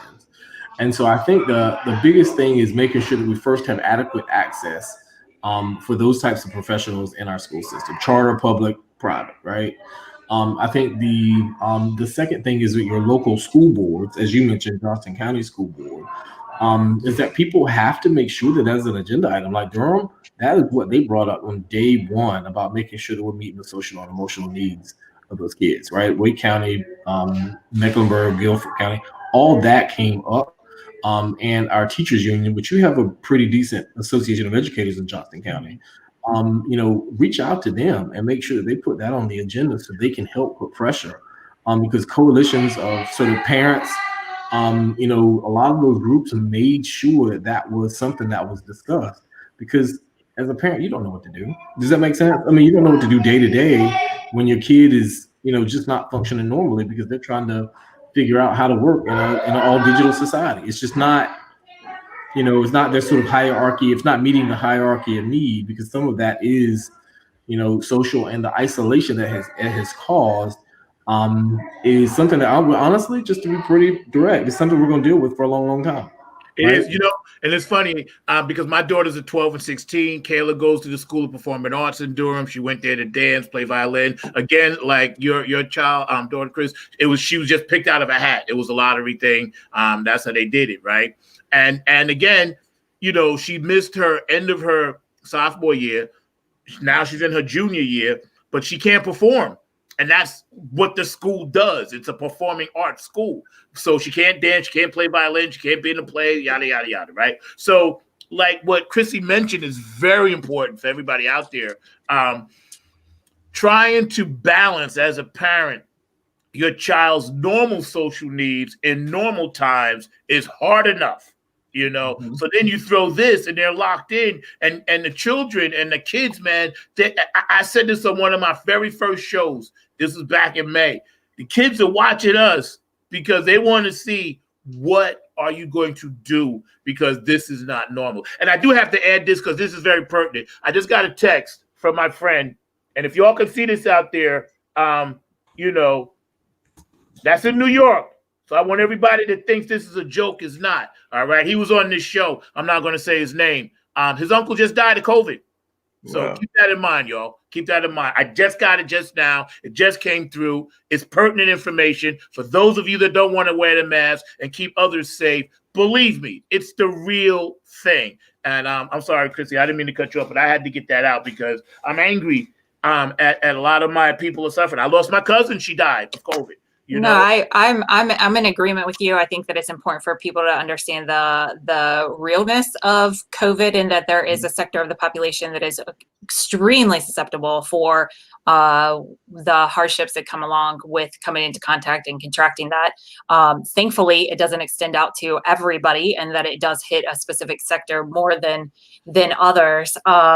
What came back around for me is as I was looking into statistics and wrapping my mind around all of this, I got curious about what things we typically pass off, if not COVID, what it's usually taking us out as Americans and as North Carolinians. And what I found was that the rates were quite staggering whenever it came to things that we can actually do something about, such as our diet and lifestyle choices, such as alcohol-related deaths, such as smoking-related deaths. These numbers could quadruple, if not even 6 times the number of deaths that have been attributed to COVID, of which is hard to pin down because even on the CDC, it says the death rate includes those that are diagnosed and also presumed to have COVID. So the actual number we're really unsure of, but we do know that year after year after year, hundreds of thousands of people are dying from lifestyle choices and secondhand smoke. There's 41, I think the statistic was 41,000 Americans a year die of secondhand smoke. I think that firsthand it's like 448,000 people a year. So over over twice the amount of COVID deaths. And I've not seen a proactive movement from our government, local or federal, that is doing anything to try to cut down the amount of fast food restaurants, the amount of GMOs that are used in our products that are on our grocery shelves, that are on the fast food menu items, the alcohol, the way the alcohol is promoted, the way the alcohol is readily available, the way the alcohol is deemed essential at these times. And again, smoking, talk about secondhand smoke and smoking. That's a really good equation to me whenever you look at what are you transferring to other people when you're out and passing by one another. So I can't help but get curious. And again, I look to see who financially benefits from all these things being in place. But not only do these things lower our immune system, not only do they raise the likeliness of us contracting diseases or having some kind of health hardship that we're going to need health insurance for, or have a hard time recovering, or being more susceptible for when pandemics come through, like the COVID-19 situation. How come there is not a stance that is being proactive and doing something about these things that we can already change? I can't help but get curious about it. Because they don't want change. And you know what? I view this, and I tell people this, been telling people this for a long time. Look at life like a chessboard. We're the worker bees. And all the worker bees are on the front of the chessboard, facing each other, opposite sides, black, white, whatever, right? But there's many more pawns on the board than anything else, right? Yeah. And then you got your castles, and then you got your bishops, and then you got, the guys that ride the horse, the knights, right? But then everything is designed on a chessboard to protect what? The king and the queen. Everything is designed on the chessboard. When you move in chess, your move is to protect the king and the queen. Who gets sacrificed first, to your point, Chrissy, because of the bad food, because the stuff they put when California was trying to get that law so they can tell you what's in the stuff, because of all the chemicals, we eat, how it affects little girls hormonally, how it affects boys hormonally, how it does things to our body, because of all the fast food restaurants in poor and black areas. Fast food is the cheapest food you can buy, right? It should be the other way around. The healthy food should be the cheapest food that you can buy. But you can't, because it's the game. We're on the chessboard, and we keep voting with our dollars. We keep doing it. And it drives me freaking crazy, because this is such a great day.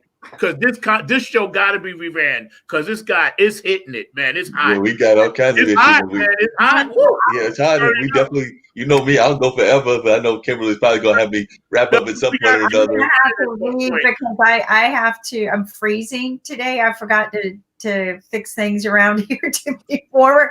And I don't know if anybody's in North Carolina, but it's a little bit chilly today. We had a very cold, what I call a chilly morning, because it was wet and cold. And the room here is, I'm wearing a sweatshirt and I'm still freezing. So I'm going to refix my room this week so I don't freeze while I'm on the show. But we're all working from home. One of the things I want to inspire people is, first off, make sure you get some healthy foods, like Zach and Mark and Chrissy and everyone's saying it's so much easier, cheaper to go get the not good for you foods. But focus a little bit on the healthy foods. Get that apple for the kids and cut it up and make sure they eat it. Get those oranges, because it is becoming flu season on top of COVID. And we know that vitamin C, we've been talking about it since March 7th when we started this show, when COVID hit. Not just this show, but we have 7 days a week we talk with doctors and experts from all over the world. Is make sure you get that vitamin C. Make sure you go outside and get some of that vitamin D, because all of this is going to build your immunity. And these are some of the things we're cutting ourselves short on, because we're staying inside more, because we're not going to places. One of my concerns about the children that all of y'all are talking about is they used to get up every morning, get dressed, run to a bus or get into a car, and then walk all day long up and down hallways. All they are doing right now, and I've talked to my nieces, is they're rolling out of the sack, sitting in front of a screen, and sit there all day. Their bones and bodies are not moving. I wish the teachers were encouraged to make them get up and do 10 jumping jacks, run in place for a minute, or whatever they can if they're handicapped. Do your stuff in your chair. But these are things we need to be doing. Get us some healthier food. Get some food vouchers out there so we can go get the fresh fruits and vegetables during this COVID-19. Get us that kind of relief because they're going bad anyway. But get us some vouchers that we can also start canning these foods so that they don't go bad. Because, it was breaking my heart when everything shut down and I saw just loads and loads of fresh produce going to waste. So let's focus, I think, on these things and healthy. Hi, sweetie. What's your name? I can't hear you. Can you? Oh, he's got to unmute himself. Let's see if I can unmute him. We'll see if we can get him. I think that's on Zack's end. Yeah. I was hoping I'd talk to him for a minute. Yeah, same here. Just so y'all know, the Walgreens on Hillsborough Road is doing free COVID tests. You just got to call and make an appointment. Awesome. I've been waiting for this to happen. Hi, guys. And see, and nobody put that out there. I found that out on my own because my friend went for one.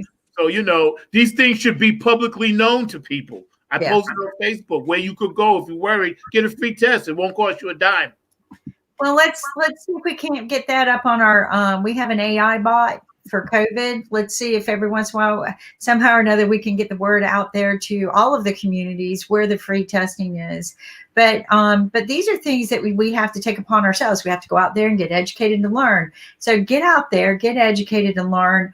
Don't let the system beat you down. Figure out how we can get around it. One of the things I learned from a very famous tax expert was he doesn't go out to change the policies. It's too difficult. What he does is he learns the policies every year and then learns how he can use them to his benefit for his clients. Okay, well, that's interesting. So, and we know that tax laws change every year. It's very hard to learn them, but that's one of the things we're doing on IBM TV is we're bringing the experts so that you can hear and learn and be inspired. These two guys are great. I wish everyone could have seen them last night. So don't forget to go out and watch the Halloween Funk show because it was all about good fun, good music, except for one moment. But within we showed the world how we rise above the racisms, right? And how we are more than what anyone else could ever be. And that's because we're a family here at IBM TV.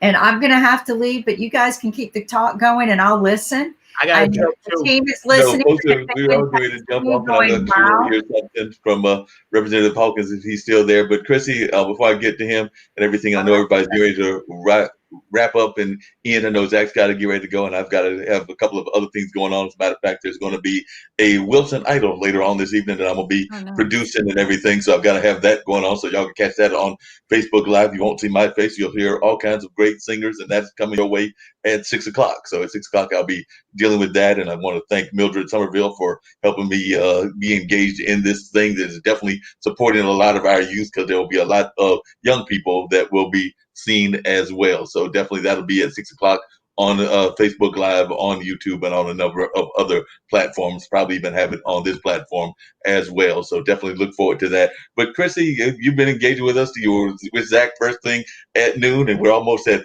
a little bit after 3.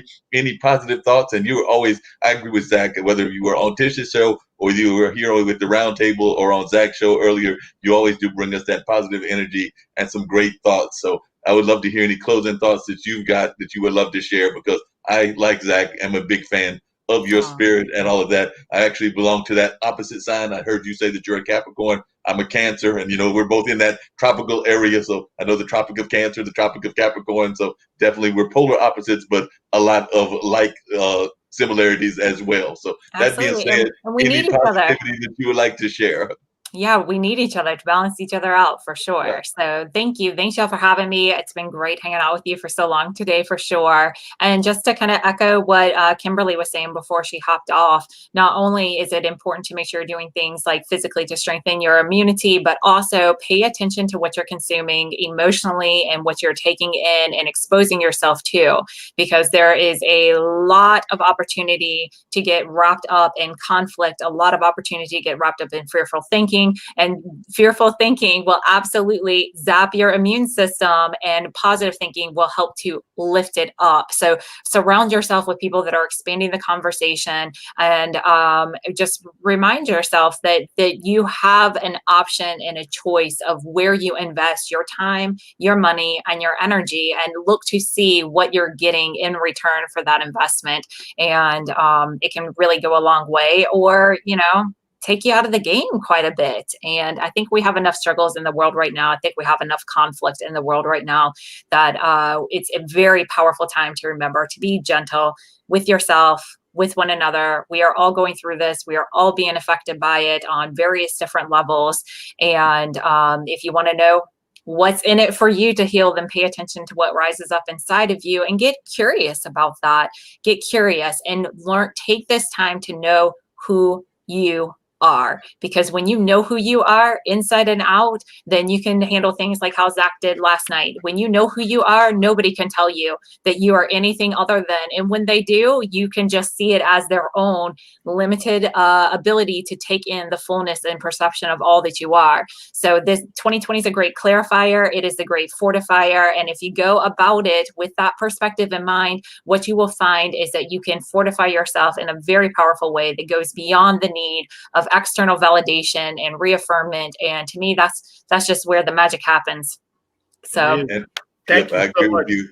Thank you. Such powerful words that you said. I appreciate all of that. Hopefully Representative Hawkins is listening as well. I was actually communicating with him on Facebook, so I'm actually going to toss it to him, and I hope that he is listening to us and can give us some final words, including encouragements about the election and all of that. And like you had mentioned earlier, we did have that moment of hate speech. We know sometimes hate speech has even been put out there on the political front and things of that nature coming from a certain side of the political spectrum and everything. So definitely, if Representative Hawkins would like to give any closing words and also any closing words about dealing with hate speech, then we would love to hear that right now. So like I said, I'm tossing it over to Representative Hawkins, and I hope that he is hearing me. Like I said, I was communicating him through Facebook as well. And he can hit me on my number. I left it for you privately, so you can hit me up. Yeah, and he dropped his email in that feed too, Zack, so make sure you grab that. Yeah, I didn't see it. Where? Okay, let me find it. Okay, good. That's all I need. Perfect. Cool. Thank you for telling me that. Yeah, you're welcome. It's been an amazing journey. You know how it set out for me to contact you. I know it was a last minute thing, because normally, Chrissy, I ask people, I try to get them on Monday or Tuesday, but you were so kind and gracious with your time, and I'm so grateful to you, because I needed this balance. I needed to cleanse the physical show. And only Mark understood this. I ain't tell this to nobody else. You understood it right away. I just needed this to get that out to the people. And I'll say this too. You mentioned the full moon. The full moon is a time for releasing. It's a time for reflection, and a time for letting go, and a time for restoring yourself. And I found it really interesting. Someone pointed out, I was having a full moon conversation and talking about how Mercury's in retrograde and how it's a super moon, all this stuff the other day. And someone pointed out that this quarantine time started on Friday the 13th, which happened to be a full moon. Yep. And that weekend, the time changed. Yep. And now here we sit, the morning after the full moon night on a holiday, and recognizable day, we'll put it that way, and had that full moon again, and we're on a time change weekend again. So I'm declaring it. This is the shift into the other side. We have close to completion that which we experienced from that last full moon in March to the time now. And the only way it's going to change in our physical world is if we show up differently than how we did before. And now we are more connected to the humanity within each other. We have woken up inside of ourselves the places that we're being passive and complacent, and whenever it comes to our own activism for ourselves and for our fellow brother and sister. And I declared a new world, and I know I'm going to be out there speaking this new world into existence. And if y'all want to join the conversation with me, I'd love to continue the connection. Oh, no doubt. You got me. Anytime you need me. This conversation is definitely continuing. By the way, I did hear from Representative Hawkins and everything. He did say that the kids were making a lot of noise in the background, so we definitely understand where he's coming from and everything. By the way, Zack, I'm like you. I usually am way prepared in terms of like having guests and everything, but you think that you were bad with with Chrissy and everything, I literally got in touch with Representative Hawkins while you were doing your first show. So I thought that was a great job that he actually responded that fast to actually jump on and be engaged with us in the conversation, because like I said, he does know that if I call for him, it's for something important. So I definitely knew that I wanted to have a voice that was involved in the public servant spectrum to talk about the importance of the election. And he definitely did that with us here today. So definitely I wanted to thank him for coming on the show and for definitely being there for us. And like I said, I definitely appreciated him coming in and sharing a lot of words of wisdom and things that he is concerned about, and also talking to us about things that we are concerned about as well. So I definitely appreciate him for jumping in that conversation and for definitely sharing his wisdom with us. So definitely, Zach, I'm gonna turn it over to you as we get ready to wrap everything up and call it a day, because we've been here at it for 3 hours. I need to give me at least a little bit of a breather before sitting back in the production chair and getting this talent show going and all of that. But definitely, Zach, any words of wisdom that you would like to share with our audience and all of that. So Zach Robertson, I've turned it over to you. And we've got the young fellow that has popped in with his dad and everything. He's found the computer, but we're going to have your words of wisdom. Apropos that this young man jumped on, because my words of wisdom are just this. Let's think about the future. Let's think about how we're living this life together. We're all connected through our DNA, through the stars, through the earth. And just think about where you want to be as a human being. Like Chrissy said, this show is so important. Where do you want to be as a human being in the global spectrum? I always go back to Carl Sagan's book, The Pale Blue Dot. A lot of people should read excerpts from that book. And he basically was saying, if you look at Earth from a global perspective, we're just a pale blue dot in the universe. So George Clinton said, we're a biological speculation sitting here vibrating. We don't know what we're vibrating about. The animalistic in me makes me want to defend me, makes me want to live when it's time to die. Y'all see my point? So basically, just understand we're global. Stop thinking this, that. Stop thinking, hey, your block. Stop thinking your town, your state, your country. Start thinking globally. No, I couldn't agree with you more. By the way, Zach, you've had the pleasure of meeting now 2 Zacks back to back, and one of the Zacks was actually just commenting that they love me and everything, but I know that they also love you as well. So the Some Nobodies just popped in, and of course we know that that is another Zack as well. So we've had 3 Zacks on the show today. So it's been a 3 Zack kind of day. You said that there were 5 Zacks walking around. Well, we found 3 of them. 3 Zacks. So we've seen physically 3 of them on the show today. So definitely that's a great way for us to segue in everything. But I'm going to bring up the ambassador, which we oftentimes bring at the end of the shows. And we know that that is Ankit's daughter, who popped in on one of our Halloween specials in costume. So I actually saw her in costume, and that was great seeing her dressed up, and they were doing it virtually, but it was just amazing watching Ankit's daughter do her thing and show that kind of love. So I'm going to bring that up, and we'll see that going on.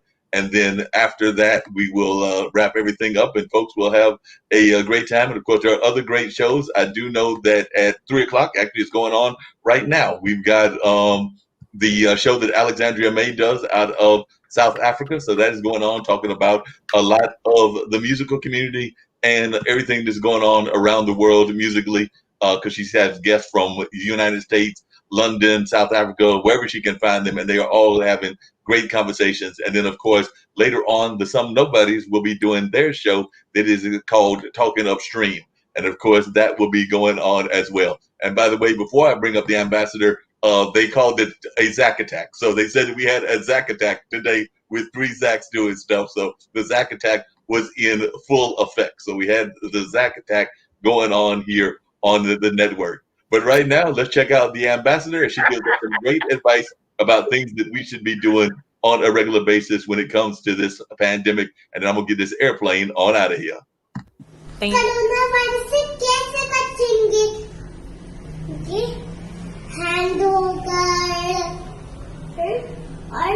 और ऐसे अपने खांसी जब आएगी तो ऐसे करेंगे अच्छू अच्छू और कोरोना वायरस को